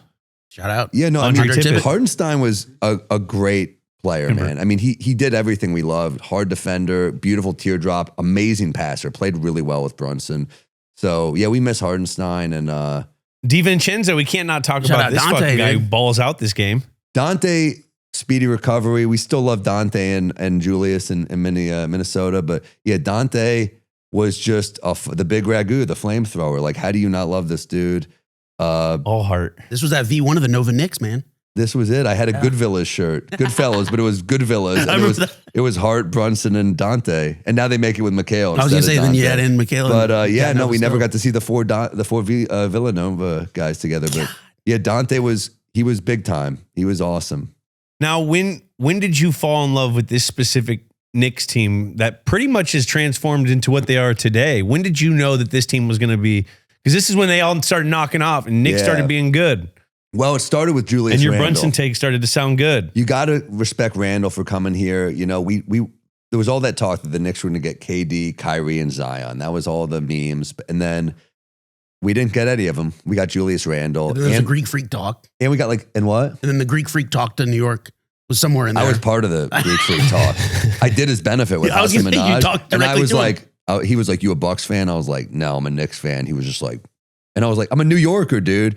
And he was like, well, I might end up here next free agency. So I went everywhere. I was going like part of my take. I was like, Giannis to the Knicks confirmed. And they literally every fan was like, shut the fuck up, you idiot. And, you know, I was all hyped for Giannis, but I liked the way things worked out. And Randall, we were a 4 seed with Randall. You know, we didn't have a lot of young players in that team, but then the year after we got Brunson, and that's when I was like, this is something. This is it. Yeah, for sure. What a squad. And then a little foreshadowing here. Deep cut stat. First in offensive rebound rate, this Knicks team. Well, we had Little foreshadowing. Hardenstein, we had Mitch, and Josh Hart is like the best rebounding guard in the Always in league. So I position. mean, this was Scrappy. it was a tough. That's why I said this Scrappy. team never got, because we couldn't re-sign Hardenstein. So we never got to see this team at full strength. And I think this team could have won one. I do think they had the weapons. Obviously, Boston this year was stacked. Like Porzingis was looking really good that year. Holiday Healthy. didn't look old yet. Horford was still a problem. Like, this was a tough Celtics team. It was a So- tough Celtics. but I do think this Knicks team never got, this team fell apart physically this year because of injuries. And, you know, we didn't get to see them. at Yeah, full but this strength. team walked, so the team that we're watching right now could run Totally. and hopefully fly. I hope so, dude. Damn, your Boston audience ain't going to like that. but I'm with you. I hope Sam so. made me feel better last night, though. I was down in the dumps still about the season. Sam said, "You'll be all right. You'll be all right." Yeah, I mean, I'm just worried. I think you guys are just young now. You had to rebuild because you had to get rid of fucking apron. Horford and Porzingis and Holiday. But you still got, if you still have Tatum and Brown as a starting point, you're still, and Derek White's great. I mean, I know. He was a doesn't little like cold. I know that just doesn't ever We just happen. launched to a D-White. beer together. I hope he wasn't Derek I drinking hate how any the longer. Celtics play. It's literally just all threes, all game. I know. And we get it, Missoula. You like the town. Everyone likes the town. You're not fucking special. Great Stop movie. pandering. Guys from We there. all like the town. It's from Providence. No I one will watches it say I 4 was times very a week. intimidated. I wanted to. I didn't say anything around Joe. I was scared. I love Joe. He scared the heck out of me, and I still love him. He's an intense joker. He is, but I love it. But you're right, Sam. Just can we go to the rim a couple times? Can we? Can we It's just go to the rack? crazy. It's, You need a big man. You need. I know. I like the Vucevic move, but then also another guy who just launched the threes. at this Right, and he point. never So really you got need a worked big into the guy. rotation in the playoffs. You Getting need a big Giannis, dude. bro. I don't. I mean, But then we got to give up talk. JB. I don't want to do that. Well, maybe it's Tatum. Everyone's saying it's JB, but what? We'll Yeah, see. I just don't want to. I'm so attached. I don't want to give up anybody. I feel the same way. You know what I mean? You grow with your guys. Yes. And so they make fun of Knicks fans because we don't want to trade Brunson for anything, but it's just like, yeah, but we fall in love with these guys and we were with them through the thick and the thin, and that's what fandom's all about. So yeah, you don't want to just trade for the new shiny piece, because if the new shiny thing doesn't work, then you lose so much morale as 100%. fans. Morale and capital. Yeah, Yeah. and we get attached to these guys when you're growing with them and you're getting close every. I don't know. I just hated a first round exit. Let's 3-1 get into the lead, game lead freaking up, Jackie. Philly. Give us one of the All right, let's storylines get going into into the this lead up thing. of this bad boy. Philly was a 7 seed here. But they 7 weren't and a real 7 seed because No. Embiid was hurt. Yes. So they were like, it's one of those annoying 7 Three. seeds They were where like a like 3 seed? a lot of people pick them to beat us. People always are like, the Knicks are going to nick, and they always go against us. But we were definitely scared. I mean, we know what Embiid is. Yeah, it was You know? you're right. It was a weird, quote unquote, 7 seed. Undefeated in the month of April, which was huge coming into this I thing. think people were saying we should lose, so we get a could not. But Tibbs will never do that. No, come Tibbs was on, our dog. coach. Is like, we're not ducking. I can't believe they fired him after I don't this like. year. I don't like ducking. I think it Or was the last next year. year. It No, was, last yeah, year. but I don't like ducking teams. I think Never. I think it's bad. It's like tanking. It's just bad juju. Stop juju. doing that shit. Bad juju. Plus, Tibbs is going to have you in there doing defensive slides at 5 a.m. I the next know. day. You know what I mean? He's fucking. I love Tibbs. He's the man. I I love like a Tom. coach who has never been married and Oh, has yeah. nothing else. Like he's all in on. Tibbs every legit play like call. lived with his mom still, did he, or something? Or Did he? I think, or she lived with him, something Oh, crazy. God. I'll have to look that one up. I think she swear. lives with him. I don't think he was getting paid pretty well. That'd be weird if he just lived in her Mom. basement still. Tibbs. The meatloaf. But they had to play in the play-in game here, beat Miami, but close Wow. win, 105-104. Play-in series this year was electric. Play-in tournament was awesome this year. Yeah. Knicks were the 2 seed here. Again, 50-win team, 6-2 of the month of April coming in They were with some hot. good mojo. New York took game 1, 111-104. Squandered a 13-point lead there in the third, but hung on. Still had the win. Embiid tweaked his knee in that game 1, and then something that would carry over into game 2 a little bit. JB was struggling from the floor a little bit. Brunson, that is. Which is Now- unlike him, but Yeah, but he made up for it. the made rest up of for it at the series. line. Do And with you- clutch shots. Do you have like a pregame routine when you're watching these games now? Especially No, I here, just- you're at the game. Like, how does the day in the life of Of a playoff fan? Madison Square Garden, Sam? Like, what are you doing early in the day? Are you're texting your boys? You're getting Yeah. your fit ready. My whole crew and my lawyer, my agent, everyone in my crew is diehard Knicks I fans. love this. So everyone, I'm literally watched the game the other night with my lawyer out here in LA. He's my boy, but we became tight. He's awesome. And then my agent's a Psycho Knicks fan. All my good friends are Psycho Knicks fans. And yeah, it to me, it feels like when you have like a big gig at night, you're like, just stay active during the day so you're not thinking about it. I like that. Because I get anxious. I'm anxious today about the game. And an early tip out here. Yeah. Early. How do you like it out here like that? It's cool. It's cool because it never interferes with shows, so I don't mind it. And I kind of like it because like you can pop into a bar at like 4 p.m. and you can get a seat. So I like that. And you could like watch. You can go to a dinner after all the games are done. Damn near. Yeah, it's cool. I like it. You ever have a really New York day, night, Sam, and like go from the game to the store? The do a cellar, set. yeah, Oh, the cellar, sorry. totally. I remember Mateo Lange, who's my neighbor once. He's gay guy, doesn't watch sports. Not that gay guys don't watch sports, but he's one of those gays, Yeah. where he's like, we'll go. And it's literally like, he's a joke about it in his act now, how it's like him watching the game with me is like me watching with a girl where he's like, Hart is cute, you know? He's just watching the game, and we went straight from the Nice game. butt. We went straight to the game. He does have a nice butt, Hart. Yeah, for sure. Oh, speaking of nice butts, Kyle Lowry too in this game. Oh my God. goodness. Yeah, the butt. The butt. Yeah. The So Mateo and I went straight from the game to the cellar, and we were like riffing on stage. Oh, And that's it was, awesome. It was fun. Yeah. So I've done that. Yeah. A couple times with Mark too. Hell like, yes. we've done that.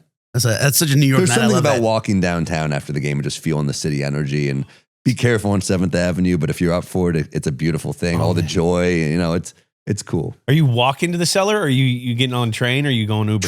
Train or walk. But I'll walk down. It's like a mile and a half. It's not that That's bad. not bad. Get your And on steps a in. nice night, it's kind It's of the best. It's a nice thing. You get yeah. to feel the energy. I love walking the I city. love walking. I'm a big walker. That's right, baby. All right, should we get in this game a little Get bit? into the game. All right, so Philly starts this thing out hot on an 11-2 run. Take the first quarter 25-18. Kind of hold this 7 to 10 point lead for most of the first half. Brunson still struggling from the floor offensively. Knicks get on a little run at the end of the second to cut this thing to 4 at the half. 53-49 Sixers at the half. Halftime. Do you guys have like a place to go in courtside? Yeah, so it's really they take really good care of you. You get to go to this cool suite. But my thing is like, if they're hooking you up, especially just because I'm a fan, I don't want to miss any. Some of these people get kind of lost in there because there's so much, there's free food and there's so much talking. If I'm with a friend, I'm like, we're pissing and we're going right back. So I go Maybe a beer. Yeah, maybe a drink. Sometimes I'll mix it up. Sometimes I'll do like a gin and soda. Road soda. Yeah, So, you know what I'll do sometimes? I'll do like I was doing this sometimes. I was doing an Aperol spritz. Nice. Just because I was like, I can drink a lot and not get drunk. Yeah. So I'll still behave. Plus it's spritz season, baby. Spritz season, It's spritz baby. season. But I'll do it. Yeah, so I'll do a scotch and soda, something like that. I So like that. yeah, so we were in and out. and out. You better be right because I don't want to miss the first. Some people take their time coming back and I'm like, this is disrespectful. It's ridiculous. To the team. You got to be respectful to the team. You're watching on TV and the third quarter starts, the whole front row's empty. Yeah, but What we are ain't we doing? Miami bad. Miami is the real. Oh, that's terrible. Miami, they not show even up there in the yet. second. Yeah. They show up in like midway through the second. I'm like, Hey, this we is got our your white team. on though. We got our linen. It's a whiteout. That's how they are with comedy shows in Miami too. They come 40 minutes late on Blow. It's the worst fucking crowd ever. I hate it. But I like Florida, but I did my last special in Tampa. I got a lot of love for Florida, but Miami, cool city, but not a good place to do comedy. I can see that. I mean, why'd you pick Tampa, by the way? Great theater, great comedy crowd. Tampa's just cool, man. I like Tampa. There's no Basically, Naples. 3/4 of it is like New Yorkers and Bostonians. Exactly. Yeah, it's a lot of Northeast people. I feel like, I don't know. I like the energy, but yeah, It's chill. we rushed back to the game. I think we were next to like Action Bronson or something. AB, let's awesome. go. Yeah. And Another it was- great Knick fan. Yeah, a lot of hardcore fans there, and yeah, I mean it was stressful because we were the 2 seed, but you don't want to split with Philly, No. and it felt like a game they were going to win. So yeah, I mean, God, Josh Hart had 15 rebounds. That's what I'm talking Unbelievable. What do you think at halftime with the Brunson struggles? Are you thinking he's going to kick it up in the about. second? Yeah, I did. Because Brunson is like, it's weird to say this, but you kind of never worry about him. He's No. such a high IQ player, as is Josh. I mean, sometimes Jalen will get criticized for like hero ball, but you'll kind of know. I mean, yeah, he did not shoot well this game. Look, 8 for 29. Yeah. Yeah, and then over the course of the 2 games, he was 16 of 55, which is just But then the second half, the rest of the series, it was like unstoppable. Yep. So I think about Jalen is they were throwing a lot at him. They had Oubre on him, who's 6'7". They had a lot of, Maxi's a good defender too. They were Both throwing of them. a lot at him, but he always adjusts and always adapts. And he did this series, as you saw. He just took over. So yeah, you're never that worried about Jalen. no. And then in the clutch, no matter what he's shooting for the game, you're scary. He's gonna He get did you. it here. He did it and here. it rattled in. It was like a weird kind of He got the bounce shooter's thing. touch, baby. Shooter's touch. So yeah, we were worried, but it was never like, what are we going to do? And also, we didn't have Randall this series. Obviously, losing an all-star level player is going to put more pressure on your other stars. So, Now, how are you? You're watching the game and you're super invested. oh, I mean, you won't even leave for the Never. halftime thing, right? You're First set coming to back pee, but 15 yeah. minutes early, yeah. wooden time for the third quarter. Like, when are you able to throw up these live tweets that we always see? Maybe like a timeout or something. Timeout? You definitely don't want to be on your phone during No, the I game. don't That's wanna a be that bad But guy. look. straight timeout or TV timeout? You get Yeah, a little, yeah, for Now, sure. is it better from home or in person, the live action tweet? Oh, I usually don't tweet at the games, but I think I was really angry during this game. There was a little ref tweets. There's a couple ref tweets. The refs What did I say? These refs stink. I said that? Yeah, We that saw was that. that was Aperol Spritz was 4-22-24. hitting. Yeah. Apparently, Kyle Lowry gets 14 fouls a game. That was also tweeted out. Here's the thing about Kyle Lowry. But He's that butt, man. Yeah, he's got airbags to take a charge every time he falls. But no, Kyle Lowry's tough because he's hard not to respect. Because know. He was the second guy on that championship team. He's all, with the Raptors, with Kawhi. right. Him and young Siakam. Amazing team when you look at it now. But And then all the DeRozan years. and he played with Nurse there. And he's a Philly guy and a Nova guy. And he's back is home true. now. And Lowry's a pest. Like he's so physical. He's the dude you play with in pickup who's smaller, who just keeps slapping your wrist. And you're like, dude, that was a foul. And he's like, yeah, right. But for some reason, the refs are doing that too. He made me crazy. So yeah, that series. And also Lowry's like a big game guy. So He is. So he was kind of Annoyingly at so. the tail end here. You know, he's still playing, but he's older now. But he's hard. He's another guy who's hard not to respect. The little guys who just play their fucking guts out, you know? You hate him when he's on the other team. I mean, Love why him do if he's people on love yours. Julian? It was like the same thing. Julian was not the biggest guy, but he just fucking found a way. And that's how Lowry is to me. It's true. I sent Sam the Al Pacino heat meme when we were talking about Kyle Lowry the other day. Oh my god! A big ass. And you got your head all the way up it. All right, you picked this game for the last 24 seconds, For sure. Oh, yeah. right? Why don't you give us the walkthrough of these last 24 seconds? Break it down for us. What's going on? Down by 5 with 30 seconds left. You Only been think- done 5 times, I think. Yeah, I mean, in the modern NBA with the threes, it's a little more likely to happen now. But yeah, it was still like, yeah, we didn't feel good, obviously. Brunson hits that 3 that rims in, which was like, okay, we got the bounce. Then this is the famous play, the Hart steal from Maxey. Brunson and Hart are just fucking like, yeah, are we fucking attacking them? It was like probably was a foul, but they're just fucking wailing on him. Let the boys play. Let the boys play. And we get a steal. Missed the shot. Dante misses, but this is Hardenstein's kind of the unsung hero of this game that no one talks about. He gets the offensive rebound. I think he gets it to OG, who somehow kicks it out to Dante, he's a shooter. He's like, I missed one, but no hesitation. Just right through the net. We lost our fucking minds. And then here's the thing, though. The game's not over. No. This is like the LJ 4-point play where he hits the 3 and gets fouled, but you grab him. Still got to make the free throw. Okay? So he hits the 3. I believe we're up. What are we up? 1? What one? Right, we're up 1 point. Maxey, so quick, having a great game, as you can see, 35 points, comes off the pick, goes to the rack. Hardenstein again heroically swats it off the backboard. We lost our minds, and that was when we knew we had him. So that was, holy crap, what a game to be at. And to see it up close, that's why I picked the game. That Garden's ending. going fucking nuts Absolutely right now. nuts. A playoff win with 2 huge plays, with 2 guys who aren't on the team anymore. That was tough. Oh, you see me cheering. I loved it. There's Sam, Yeah, baby. there I am. Sam, Rick Brunson, the whole crew, baby. The squad. Are yeah. you like almost making out with your boy after this or Oh. what? Like how excited? This has got to be insane. We were losing our It's minds. the most important Knick game you've seen in your real life at this point. Oh, I'd say so. Yeah. We were like, oh, wow, this team is, it's that thing where like, this team, fuck, it's Goonies never say die. That's what it is. It's Goonies like never when say die. your team doesn't quit, you're just like, oh, that's everything. Because that makes you believe always when they believe and when the team represents the city. Like that's why we fell in love with the 90s Knicks, the Anthony Masons and Charles Oakleys and Patrick Ewings and John Starks. Like these guys, Derek Harper, they were just tough and they played like they gave a shit. And that's how this team plays. So, you know, I've told this to Josh and Jalen when I met him. I was like, that's why we love you so much. And like, we just want them to know how much we appreciate it as New Yorkers, you know? I didn't hear any of that. I just instantly, when you said Goonies never say die, I went to Brad. I didn't know you had braces. Remember that? When he kisses Yeah, the of younger brother. course. That was the best part, man. Oh, dude. That movie's Because I had an a older beautiful brother movie. like that. I was like, All-timer, maybe dude. one of his girlfriends would kiss me in the dark. Like Sam tweeted after this game, wow, this Knicks team just keeps finding a way. Love this squad. Summed it up perfectly. That's a real Magic Johnson tweet. I'm really not taking any bold takes. What a great game. I love Magic Johnson's tweets where he's just like, the Knicks won the game tonight. Fine. And you're just like, yeah, that's what happened. I do the same thing. How about this LeBron James? Great player.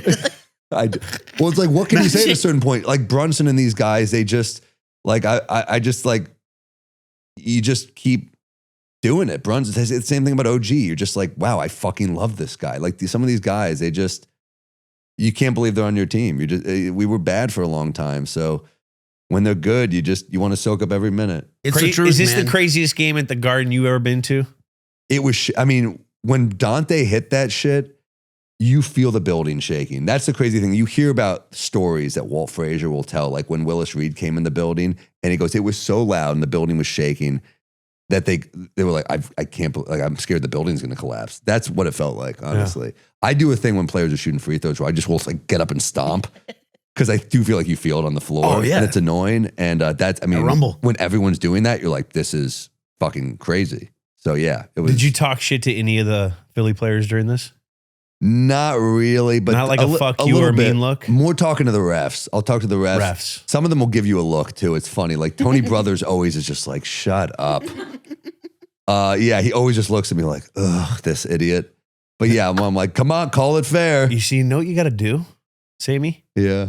You got to invite these refs to one of your stand-ups. You butter them up a little. It happened once. It happened once? No, but one of the refs came over to me. I was like, I'm a huge fan. And I was like, then call the game fair. And my mom was next to me and she laughed. She was like, just say thank you. I was like, call it fair. If you are a real fan. He said he's a fan. I was like, call it fair. I love that your mom We witnessed won that. the game. Yeah. My mom was like, you're a psycho. You're like, something's wrong with you. I was like, I'm a fan. I'm a fan, Ma. Where did you celebrate after this? I don't remember. Where That's we a good celebrated. night. Yeah, it was a good night. We definitely were just like, what the fuck? What the fuck just happened? It was one of those nights for sure. Now I'm just picturing like Dick Bavetta front row at the Comedy Cellar watching Sam's show. Oh my God. Dickie B. God bless. Oh man. Jack, aftermath of this. All let's right, get put this a bow thing on this graded bad up. boy. 104-101. Knicks win it.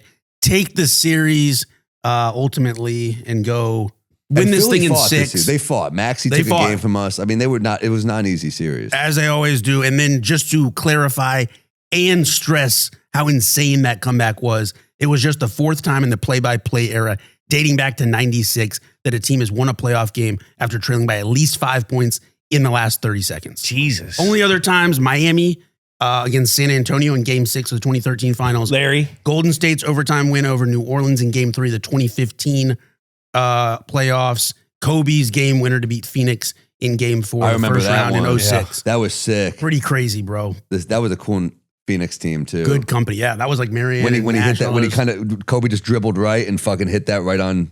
Oh, was Easy. it Raja Bell? Was a good I think it defender? was. Yeah, I Great remember memory. that. Holy smokes. Shout I out mean, Raja Bell. You clearly missed Tibbs a little because you I love him. I love Tibbs. Yeah, he was got the hard. short end of the stick last year. He did. It's a tough thing to lose. And he brought us back to relevance and his disciplinarian style. Like, I love it. I love a guy who feels like he cares and screams at you. It feels like Old Pacino in school. like Any Given It Sunday or does. something. You're like, this dude gives a fuck. It really does. So yeah, that Fuck. hurt. That hurt for sure. But also like, Brown's doing a good job right now. It's a tough business. I know. It's a tough business, man. Tough business. And then lastly, before we go to name this game and score this game, Sam, what do the Knicks mean to you? They mean a lot. I mean, we name the game. Yeah. I think it's the Dante 3. Okay. Because I like the that. DiVincenzo, it's not the game. Right. It's the 3. It's like the The shot. Dante 3. I like that. And look, we get a little bit of bias with Mike Breen did a double bang here when he hit the bang, bang. And a lot of those are Knicks games. That's true, Mike's because he's a fan. Knicks guy. But as a pro, he hides it, which I respect. But, Love Breen. it's so funny. Reggie Miller's on these games now, and I feel like he's really hamming up. He's like, the Knicks are good. But we know he hates us. We know it. So he'll let it slip out. Anytime Atlanta went on a run in that series, Reggie Miller would be like, this could be it. And we'd be like, Reggie, shut the fuck up. Shut the fuck up, Reggie. But, yeah, the fact that Dante hit and the fact that Breen's calling it was pretty special. That was and sick. I think it's the Dante 3. The Dante 3. But Hardenstein is the unsung hero of this whole like 2 sequences. And Hardenstein knows, I'm glad he knows how much I love him. I hate that he went to OKC because we know how essential that guy is to a defense and like what a glue guy he is. He's a hell of a player. Not Sure the worst is. place to go to, though. I mean, dude. Jesus criminy. I They're looking really, good. I can't stand watching I them, though. hate it, Sam. I Because you know what? absolutely hate that Caruso brand and of Lou Dort basketball. get to beat you with bats, and then Right. if you breathe on Shea Gilgeous-Alexander, they're just like, See ya. you're out of the game. Yeah, I hate it. It drives me up Makes a me wall. cra- Shea is like probably the best player who I like watching the least. Yes, that's a I great would way to put say, it. A lot I of people don't- say that. All the basketball heads say that. He's an incredible talent, but I I just know. like, it's not, yeah. The foul baiting, it's like a terroristic act. I hate it. I hate it. Absolutely hate it. It's not a fun team to watch. Like, No. I like watching Ant. I do like watching Ant. Yeah, he's fun. Ant brings it, baby. Yeah. He's also Tempo, everything. athletically a freak. Unreal. Yeah, I'm He's like I'm a Jordan. fan. He looks like Jordan a little bit. and he's great in that Sandler movie. Oh, he's Hustle. great. He's That's a good hilarious, flick. and then he That's clips a his really semen good off the flick. court. Really good. And flick. the Spanish dude did really good. Was The main awesome. guy. Yeah, yeah. He acted his balls off. He That was was a great awesome. movie. Oh, Hernan All right, Gomez we got or to whatever, score yeah. this game. Is this the greatest game of all time? Let's score No, it. I mean, it's clearly like, look, this is my bias here, obviously. So Let it fly. stakes, 0 to 10. We stakes are encourage- not, you can't give it, it's probably like an 8 because, like, look, if you lose, it's 1-1. But I just think losing this game, you can't go higher than 8. But it did feel like a big loss. You have home court against a team with a guy who's still an MVP. Like, yeah, he's hurt, but he's still, I think he dropped 50 in one of the games this series. I mean, he was a problem still. So stakes, you're giving an 8. Yeah, is that too high or what? No, that feels That's right. good. I'm That going feels right. 7.9. Okay. Shout out. My brother's birth year. 7-6. We're in the same ballpark. Okay, all right. Yeah, I told you mine's going to be a little higher. Yeah. And I'm going to be higher in star power too. What's the star power? 0 to 10. Decimals encouraged. You were there. I was there. Oh, you know what? Oh, so we can count fucking. Yeah, everyone. Oh, then go fucking like 9-5 because Yes. you know all the like Rock was there. You know what? No, fuck it. Go 9-8. Yeah, Chris baby. Rock's there. Stiller's there. This is fucking legit. It's MSG. It's MSG and fucking Brunson, Joel Embiid. You know, like Maxi's a star. You guys are it's gonna be comically low what you give it. I'll give No, it no, I an think- 8.5. All right. It's still, I mean, it's the Garden playoffs. I got tickets, so 7-9, I'm really in you there. shouldn't be able to go higher than 8.5. No but- way. Out of 7.5. All the right. gameplay of this. I mean, this was incredible to watch. It was, but it was really the last minute because it was a tough game to watch because Brunson, as I said, shot 8 of 29. So I'll say gameplay, factoring in the ending, I'll go like 8.5. I like that. Because I don't want to go too high because the whole game was, and I hate, no one talks about this, but when your team is good, it's kind of a miserable experience. Mhm. When your team sucks, you're like, I'm playing with house money. Yeah. When your team has expectations, you're like, I don't have fingernails left. I'm fucking panicking. This sucks. I think I'm going 8-7. I mean, Wow. Okay. Maybe I undersold this. last shot, whenever you have like that 5-second thing, we'll always remember that. Yeah. Did You I know go what? too low? Maybe I should go like 8-9 because I like you know 8-9. what? 8-9 Because feels I right. think that ending was insane.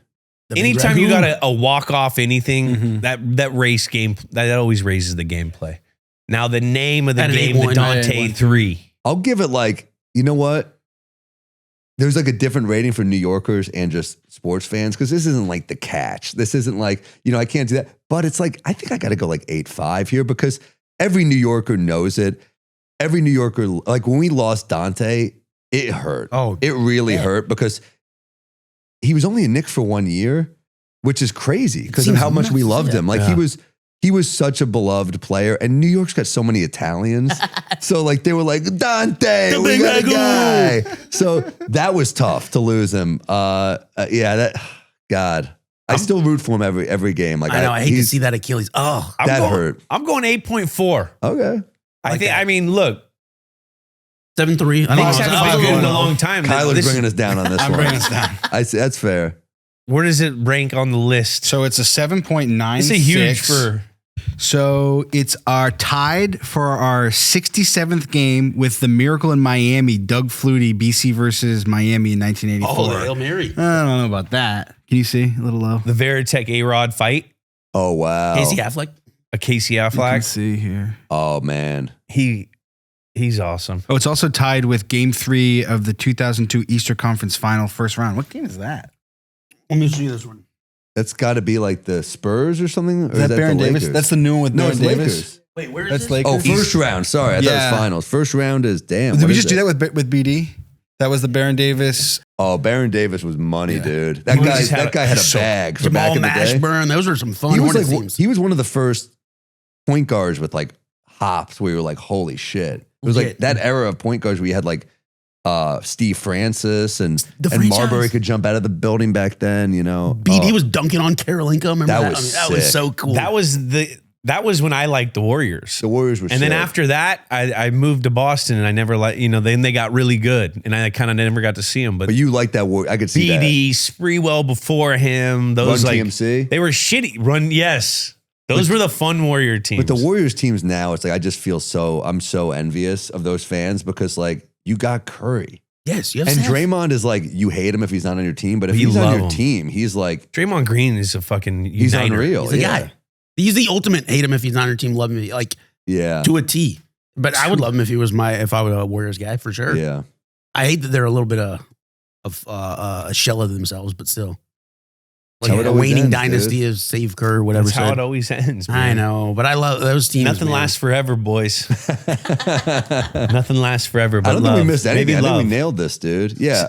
We miss anything? No, I think we got it. It was a special night. I mean, anytime the Knicks are in the playoffs, I'm just like, I'm loving it, man. It's like you feel lucky to be watching a fun team, and like, you know, the world's a fucked up place. So we're grateful for sports that brings us together. And we love basketball in New York. Now, So Amen.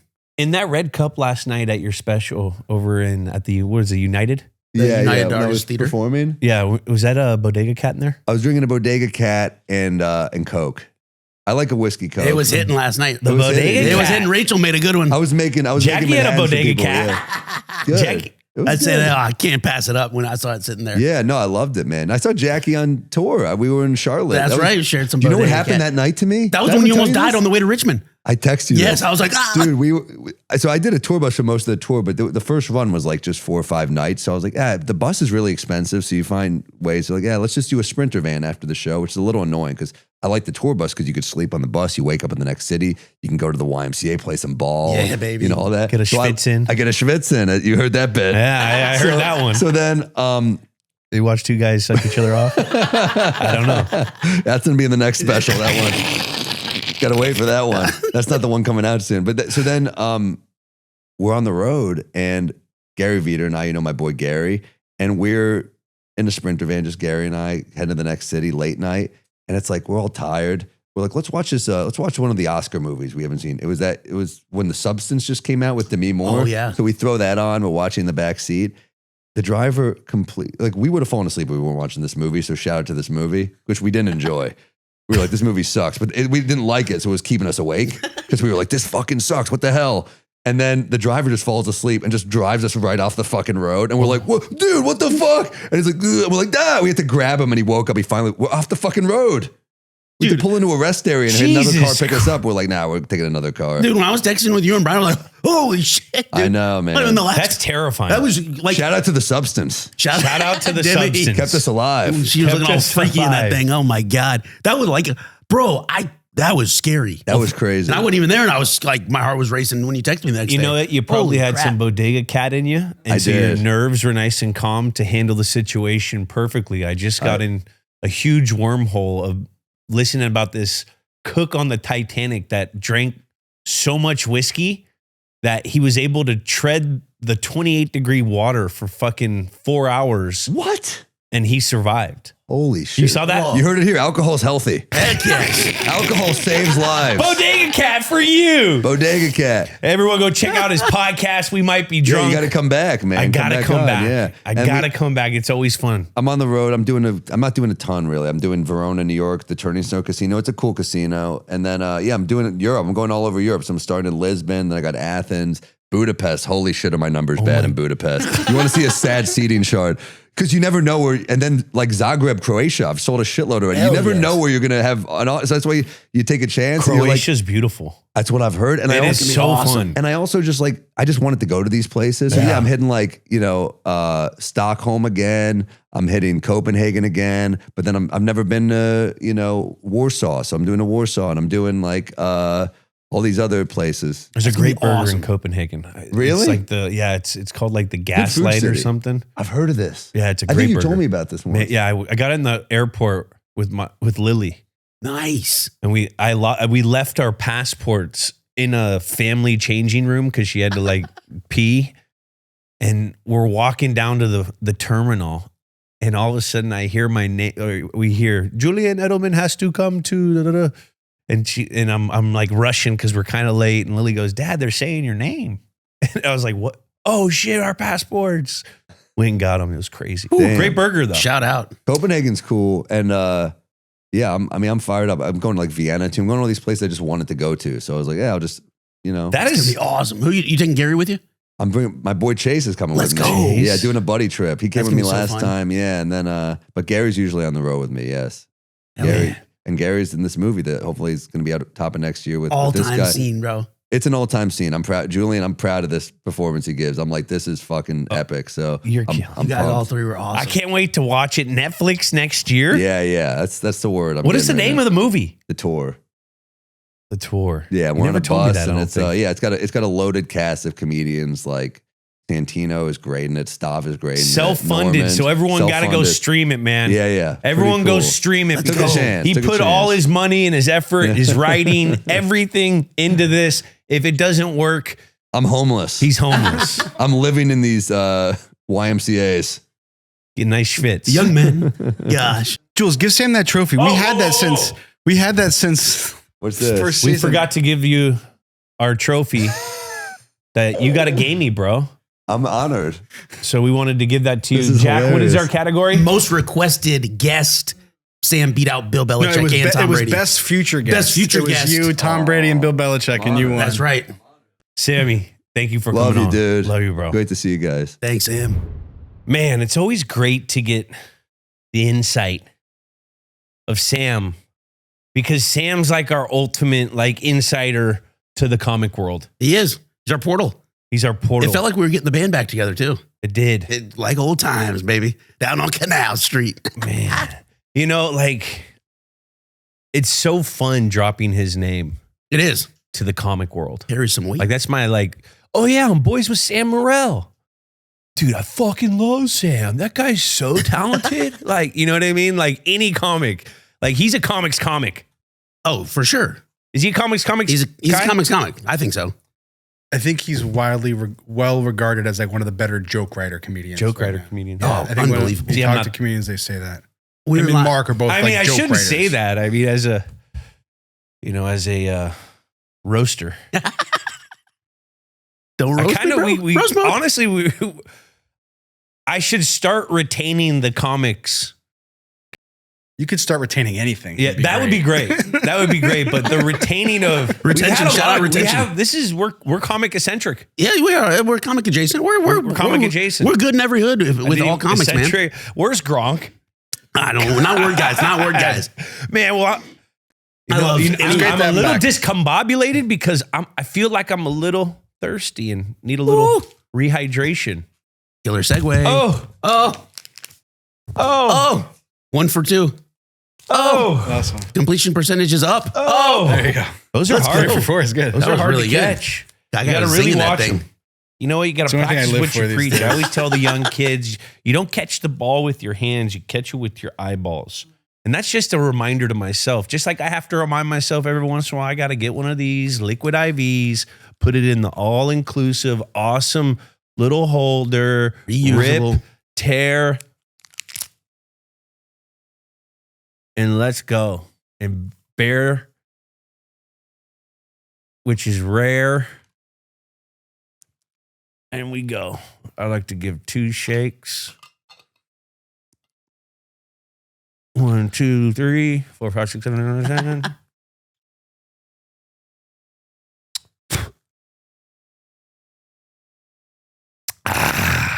Now I'm ready. He's back. What do we got? What do we got? Oh, do you know what we got? Drink up and lock in because it's time for everyone's favorite game. We all know it is. Do you know ball? TM. Trademark. That's a good one. Do you know ball? We gotta do stuff with I that. suspect we can't get We gotta do It's stuff with probably already taken.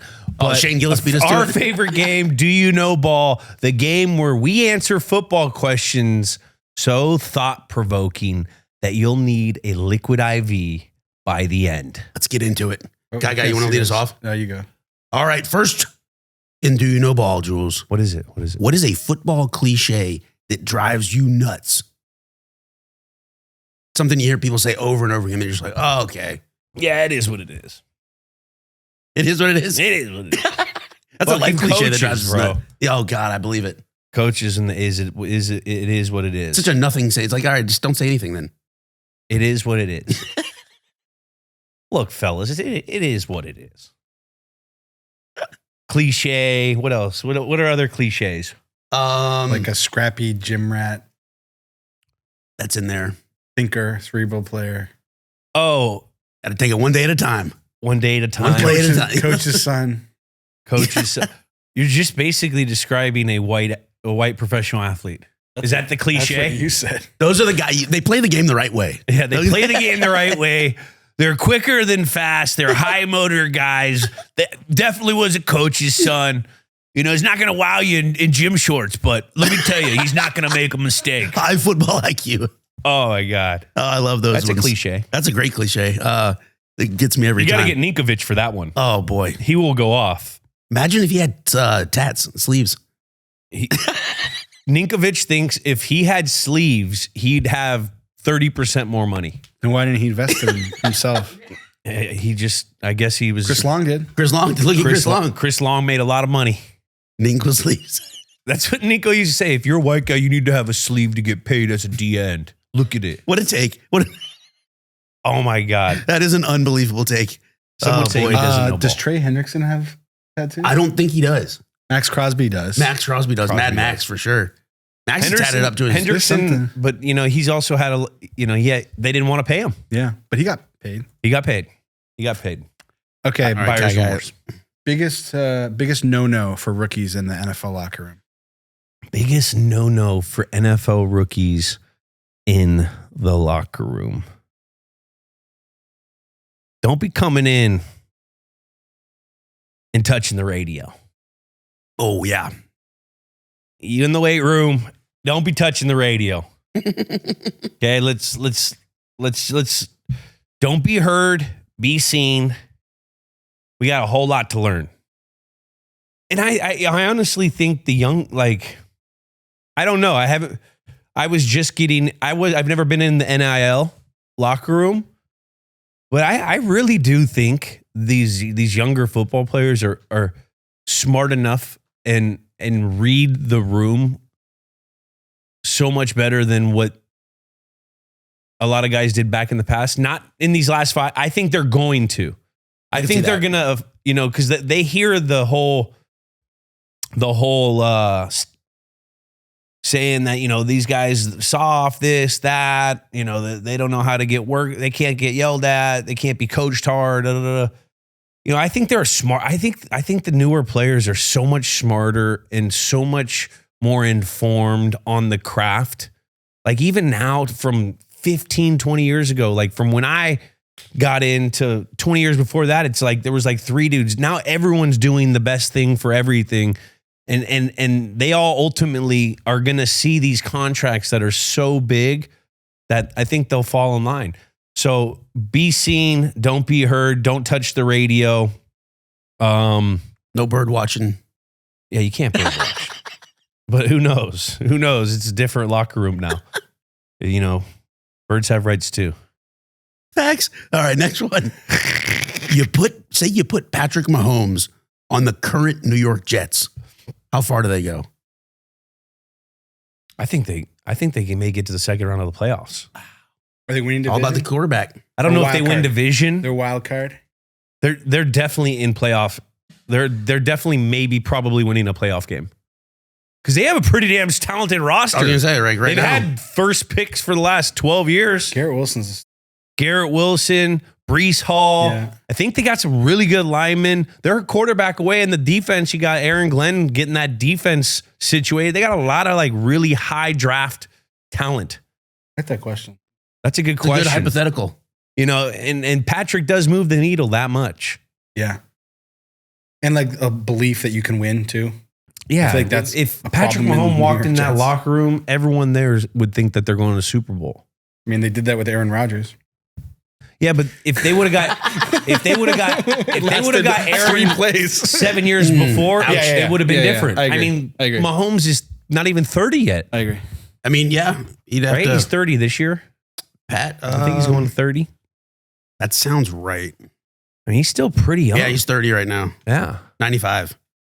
Okay. Yeah, I mean, it'd be a crowded room, though, with, you know, he'd have to compete with Cade Klubnik and Brady Cook and Bailey Zappi as well. And Gino, of course, but I think he could win that job. Knowing the Jets, who knows? You're starting a franchise. and you can pick any defensive player in their prime, who are you taking? Lawrence Taylor. Game record. Lawrence Taylor. I mean, the football that the college football, when you go to like knowledge for football, and the university I studied of knowledge of football was under Belichick, and I'm so biased to it because that's all I heard in fucking meetings about was this guy, Lawrence Taylor. And then you watch the film, you hear the stories, you watch the man speak. Defensive player, it's got to be LT. Ed Reed's in there. Ray Lewis is in there. Yeah. Those are some of the guys that I played against. Myles Garrett, Julius Peppers, Reggie White. But I think I'm going LT. I'm with you. I was trying to think of any secondary guys beyond Revis. Would you do beyond Ed Reed? Would you do a Revis or a Dion or Troy? I think you need at their peak. If I'm building the defense, or you got to have either a guy that will absolutely wreck the game or a green dot guy, which could be a safety or that middle backer. I'm with you. Someone's going to get everyone communicated and lined up. You either got to have like LT, like someone that's either just going to fucking wreck it or someone that can get things communicated. I'm with you there. So I don't know. That's a great question. I like that one too. I'm probably going LT. I like that answer. All right. I still get LT highlights on my Instagram all the time. It's crazy. Got to stop and watch them. Next one, Jules, in Do You Know Ball. Will we ever see a Super Bowl played outside the United States? Yeah, probably. In our lifetime. And where? Where and when? I don't know. Probably 10 years? Within 10 years? And where? It all depends. That's a tricky game because a lot of these stadiums are being built to be promised to have a Super Bowl. Yeah. Right. So it's kind of like, when's that break going to go, and when are they going to be desperate to really try to expand the game? Not desperate, but take the next level of expanding the game, because that would be the next level. Is bringing to London or London. And London's got to be Mexico, be the place, right? Mexico City, it's London. It would be London. Mexico. Right? Yeah. London time change, I guess. Yeah, you do it at London. London feels like the move. Yeah, because you do a 1 o'clock Super Bowl. You make it a night game in London. And then an afternoon kickoff in America? Yeah. Do they go for that old school? Make it if you made it like an 8 o'clock or 9 o'clock game in London, that would be 3 in the East Coast. Yeah. Maybe the TV part is why maybe they wouldn't do that. That's my biggest hang up. Yeah. It's just, it's tough with the TVs. Yeah. And then also the promising you look at there's 12 new stadiums that are being built. And didn't Miami just lose their rotation to be in the Super Bowl? Did you see that? Oh, I didn't see that. Did they? I think they got knocked out of the regular rotation. But 11 of those 12 are indoor facilities, indoor stadiums. Yeah. The only one that's not is Buffalo. Are they getting one? They're not getting one. What? They're not getting a Super Bowl, are they? Buffalo? No, they probably won't because of that. But that's why all these teams are trying to get Minnesota the indoor, Chicago, Minnesota, like even Kansas City. Is Chicago going indoors with that new one? I hate that. I just hate it. That. Everyone talks about the NFL turning more to basketball and all this with the rule changes. Look at the venues, man. On top of the rule changes. Play everything indoor. Like, the elements are part of football. Yeah, but I don't know. You start getting these gambling things involved. A lot of people are pissed off about that Denver Pats matchup because of that weather. I think Denver, are they getting an indoor stadium? Are they building a new one? Their stadium is relatively new. Well, so was the Titans. 20 years. The Titans are getting a brand new indoor stadium. That's going to be sick. They got a stadium the same year as the Patriots, same stadium. It's crazy to think Gillette's kind of old now. It's 25 years. Is. Yeah, they said Miami's they're ineligible. Don't ever, Mr. Kraft, don't ever build a dome. Seriously. Don't. It was big when you guys went to turf. You weren't there though, right? It was before you when they switched to turf? No. You were there when they switched? No, it was always turf when I've been there. There was a bad playoff game against the Jets and they're like, fuck this shit. We're putting turf. Yeah. Anyway. Did you compare? Wow, you should ask this one, John. Okay, all right, hold on. Talk about bird watching. Hey now, did you compare? This is a great one. Did you compare your pee to the urine charts in the locker room on a regular basis? Or did you guys have the charts? Just to check your hydration. Yeah, you had charts on all your urinals. Being a good teammate, it's like, you're not a good teammate if you're You yellow. essentially know with the color your pee hit. I was always a very hydrated guy. Yeah. What's the weirdest color you've ever had? Oh, dude. Close to brown, bro. Brown. We're talking earth tone stuff. Earth. Yeah. An ombre. Ombre. It was not, but rare, very rarely. That was before I got introduced to Liquid IV. That was way before. Training camp is when you can sometimes get the dark pee. Yeah. And that's why they do it, because, you go out and say it's 92 degrees, full padded practice, like 80% humidity. It gets not like Florida humidity, but it gets humid in the Northeast. You could lose 12 pounds. You could lose 12 pounds of water. So you have to drink, I think, 12 ounces for every pound you lose to get your pee back. That's a lot. So they monitor that with the athletes, because when you're really dehydrated, you're susceptible to pulling your hamstring. Soft tissue is like on high alert. So that's why the pee charts are theirs. It's not like just like, oh, this is going to make you think correctly. No, this is because this guy's contract is worth $35 million over 5 years. Drink some fucking water. Drink some water, because we do not need you getting hurt in practice with something you can control. Yeah. No, it's a meaningful chart. Yeah. All right, what's the pee chart? We used guys would get so mad with the pee charts, because we used to have to pee in a cup for hydration. If you were on like the list, like, because they'll monitor you, and then they'll like for the first like week, and then they'll kind of have a database of who is a non-hydrator and who is. He's a habitual You're non-hydrator. Yeah, and so then you get put in the program for non-hydration. So like usually some of the big guys, they got to go in, or like a guy that pulled a hamstring, they have to show they gotta like go and prove that they're hydrated. Here's a dumb question, and you don't have to answer. For like drug tests, yeah, did you have to have a spotter? What do you mean? Like someone like actually sees your dick peeing? So when you get a drug test, depending on testers, but you have to, there'll be two drug testers. You have to pull your pants down to your legs, like fully exposed, kindergarten style. Oh, where all the way down, and you got Donald Duck, your bare ass cheeks. You have to, like, sometimes depending on the tester, you they're sitting and watching you pee. Just like to see if there's any devices. I mean, you have to show. That's I think they're different with each guy. Yeah, and depends on if you've had. Yeah. Remember the Wizinator? Remember that Ontario Smith? He had that back in the day. He got caught with the fake one. You can do an oil change. The Wizinator. Mountain State. What? Did you guys ever pee kindergarten style in school back in the day? Did you? No, never, ever. Yeah, ever. no, I had an older brother. I was like pretty. It was always very dialed jarring with, to see like, back in elementary school. How we were supposed to be. It's like, bro, yeah. My elementary school was really old and had asbestos everywhere, so it was literally they I tore it remember down the next year. specifically You're an seeing one of asbestos my survivor? friends at my newer school, kindergarten. I'm like, bro, pull up your pants. Yeah, it's like, what is this, bro? Like fourth grade. I'm Go like, through dude, the what? gate, dog. We had our urinals were like the ones that like go all the way to the floor. Oh, yeah. You know those ones Yeah. where it's like, and Old like I school. was like, I don't know if you would be aware, I was a kind of rotund kid. So I would wear shorts. The so, term like, is husky You're wearing as a like a kid. 32 inch as like a, sixth grader. Yeah. Like those pants go really low to your knees and they go out far. So like every time I pissed, it was always like a challenge not to piss on the bottom of my shorts. Because the urinal's on the fucking floor. Can we update these urinals, folks? Oh, they tore it down. Shout out Lansing Elementary Oh School. my God. All right, last question. Sounds like a biohazard site. Jeez Louise. Last question. Oh, the faucet exploded on me.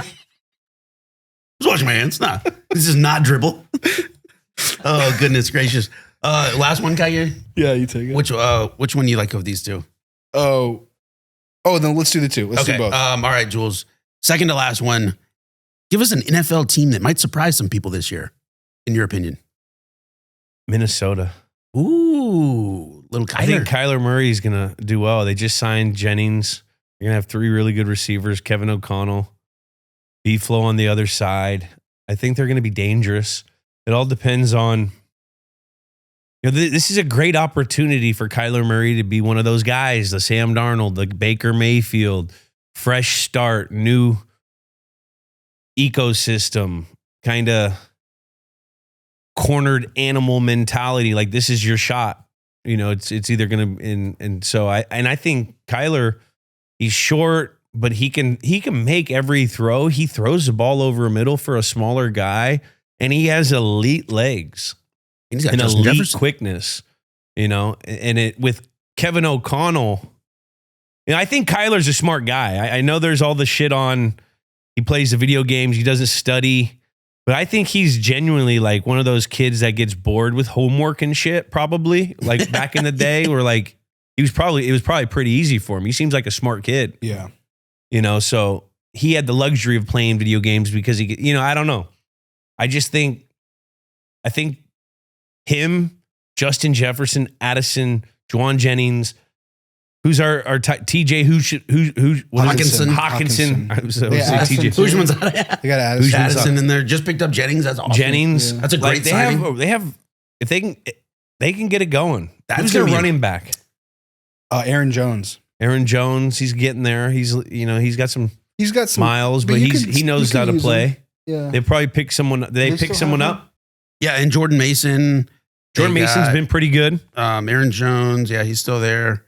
Who'd they pick up in the draft? Let me see. It's a hard division, though. But I think they're getting harder. They got a defensive tackle out of Florida, Caleb Banks, in the first round. A linebacker out of Cincy in the second round. Defensive tackle. They went defense heavy on the first what did three. they get in free agency? Let me see. And they moved on from their GM this spring too, so I'm sure there was a little bit of Juwan Jennings was the big one. Shored up the defense a little bit. Signed James Pierre, Eric Thomas, Eric. A lot on the defensive side of the ball. Brought back Carson Wentz. No, is there any offensive linemen? They drafted Harrison Smith is retired. Yeah, he had a great Shout career. out Harrison Smith. He Man, played a what long time. career. Smart football player. I think on the AFC side, I think the Chargers are going to the Super Bowl. Really? With Mike McDaniel. I mean, I'm excited to see them too. They can stay healthy. But look, they got to stay healthy. It's time. They got to do it. Like- they can't just be the team of potential. You got to fucking do it at some point. It's year 3, Harbaugh. This is going to be a big year. I think that he's going to get it going, but like they got to stay healthy. And run the ball with Hampton this year too. They got Hampton. They also have McDaniel would be Najee Harris. Got to stay healthy. That's a big thing. That's always like the word. That's a cliched too. I know it is. Yeah, But it's one of those, hey, if we stay healthy, we'll be good. Well, look, let me tell you something. You're not going to be healthy. The teams that know how to build the depth, have good role players. Those are the teams that usually keep it going. But I think Minnesota, and I agree, the Chargers, they could be good, but they still got like yeah. But I think I'm excited to see Minnesota. I want to see Kyler. Kyler went 7-0 year 2 with Cliff. See, I don't think it's fair to put him in the Sam Darnold conversation because Sam Darnold was kind of a bust before he got to Minnesota. Where Kyler Murray, I don't think is a bust. I just think it didn't work out in Arizona, but he had like good seasons and he was like a great player. And he's thrown. Yeah. I think if you look at Kyler Murray, I think he's got the same quarterback rating as Matt Stafford since he's been in the league. Yeah. He's an efficient guy. He just has to stay healthy too. I want to see them. I think they're going to be fun. That'll be fun to watch. Drafted a good running back out of Wake too, Desmond Claiborne. There you go. That could be good for the backfield. All right, last one, Jack. Or I'll do it. Yeah, lay it on me, guy. Will Tyreek Hill end up with the Chiefs this season? I heard, did he soft retire? That's what the rumors are. An inside source told us. But some Chiefs insiders are saying they think it's about a 55 to 60% chance he ends up there. Really? Because That's what didn't they had Andy some Reid insider. like pretty staunchly say we've moved on from Tyreek Hill? He did say something along those lines, but I But if Patrick some was of like, these, come yeah. on. Yeah, but it's also Beach. like My they'll see guy. in training camp. Yeah. Who did they brought a receiver in, they brought running back, they brought Kenneth Walker in. Who did the Chiefs bring in? They drafted, so they got Rashee Rice You got Jalen Royals. You got Cyrus Allen, Xavier Worthy, Tyquan Thornton. Let me see who they Xavier drafted. Worthy. Yeah. Chetty O'Shea's their coach over there. Really? Wait, he's with the Chiefs now? Yeah, he's a receiver coach. Oh, shoot. I didn't even realize that. I like what they're doing though. We'll see if Andy Reid will stick to it. Andy They could use a little juice in that wide receiver room. loves to throw the ball. You know, Definitely but are they going to zig while everyone zags? Are they going to go to running the football with Kenneth Walker? Mahomes is hurt. Trav coming back. You know, start them out slow. Yeah. Yeah, they drafted pretty heavy defensively. Well, they lost a lot of guys. I know. Lost both their corners McDuffie. to L.A. I'm surprised Chris Jones is still there. I could see Tyreek if he does come back. Like, people were saying he was like walking 3 days after he got his Mahomes. dislocated knee. No, Tyreek. Oh, yeah. You know, so the soft retirement, I don't know. I don't either. That just doesn't feel quite right. I could also just be like not wanting to go to training camp. That Yeah. Veteran move. could be. Also heard Mahomes is way ahead of schedule too. I did. Just when that story came out. I mean, you expected that with Yeah. Pat. But I'll see him next week at For the golf thing, golf tournament. which will be this week. This week. It'll be this week. Or next week. Give him that It'll GM. be, you have give him just that come back from GM it. greeting. You have been back from it. I'll give him the GM touch. How great was it? I'll grab his leg. Let me show the knee. Justin Fields brought him in there. Yeah. That's kind of crazy. But Tyreek, man, he's a super freak. He could come back from this. Agreed. Yeah. And I mean, that would be the Tyreek perfect Hill spot at for him. 80% is still probably faster than 80% of the Legit. league. And no offense to those guys, but better than a lot of what they got in that room. I don't mean to disparage. They do. They get a tight end. Didn't they get a tight end? I thought they Yeah, it's drafted a tight named. I end. think it's Travis Kelce. No, they had Trav. I know. But I think they drafted one too. They have Noah Gray, Jared Wiley, Jake Beringstool, and Trey Watson. They didn't draft him? I don't know. I don't know Where if did I they see drafted. that? Tackle, edge, DB, running back, quarterback. All right. Well, maybe I was way off. Should have. Let's wrap this. I need one more drink before. Man, I'm tired after that and thirsty. Oh, my brain fog is gone. Let's go. I'm fully hydrated. That's a great flavor. I've never really had that one. Mango pineapple. Sugar free. Feels very tropical. Man, that was another episode of Do You Know Ball presented by Liquid IV. Get hydrated. Man, what a game. And thanks again to Sam Morrell. And that's been another episode of Games with Names. Subscribe on Apple Podcasts, Spotify, wherever you listen to your podcasts. Comment a game you want us to do. And remember, Rate and review. leave us a 5-star review on Spotify while you're there. Remember to follow Games with Names on YouTube, Instagram, X, TikTok, Facebook, and Snapchat. Leave a comment in the YouTube full episode. We'll read the best ones on future episodes. And don't forget about the old hotline. We'll be getting to that here soon. That number is 424-291-2290. We'll see you guys next week. Games with Names, a production of iHeartRadio. For more podcasts from iHeartRadio, visit the iHeartRadio app, Apple Podcasts, wherever you get your podcasts.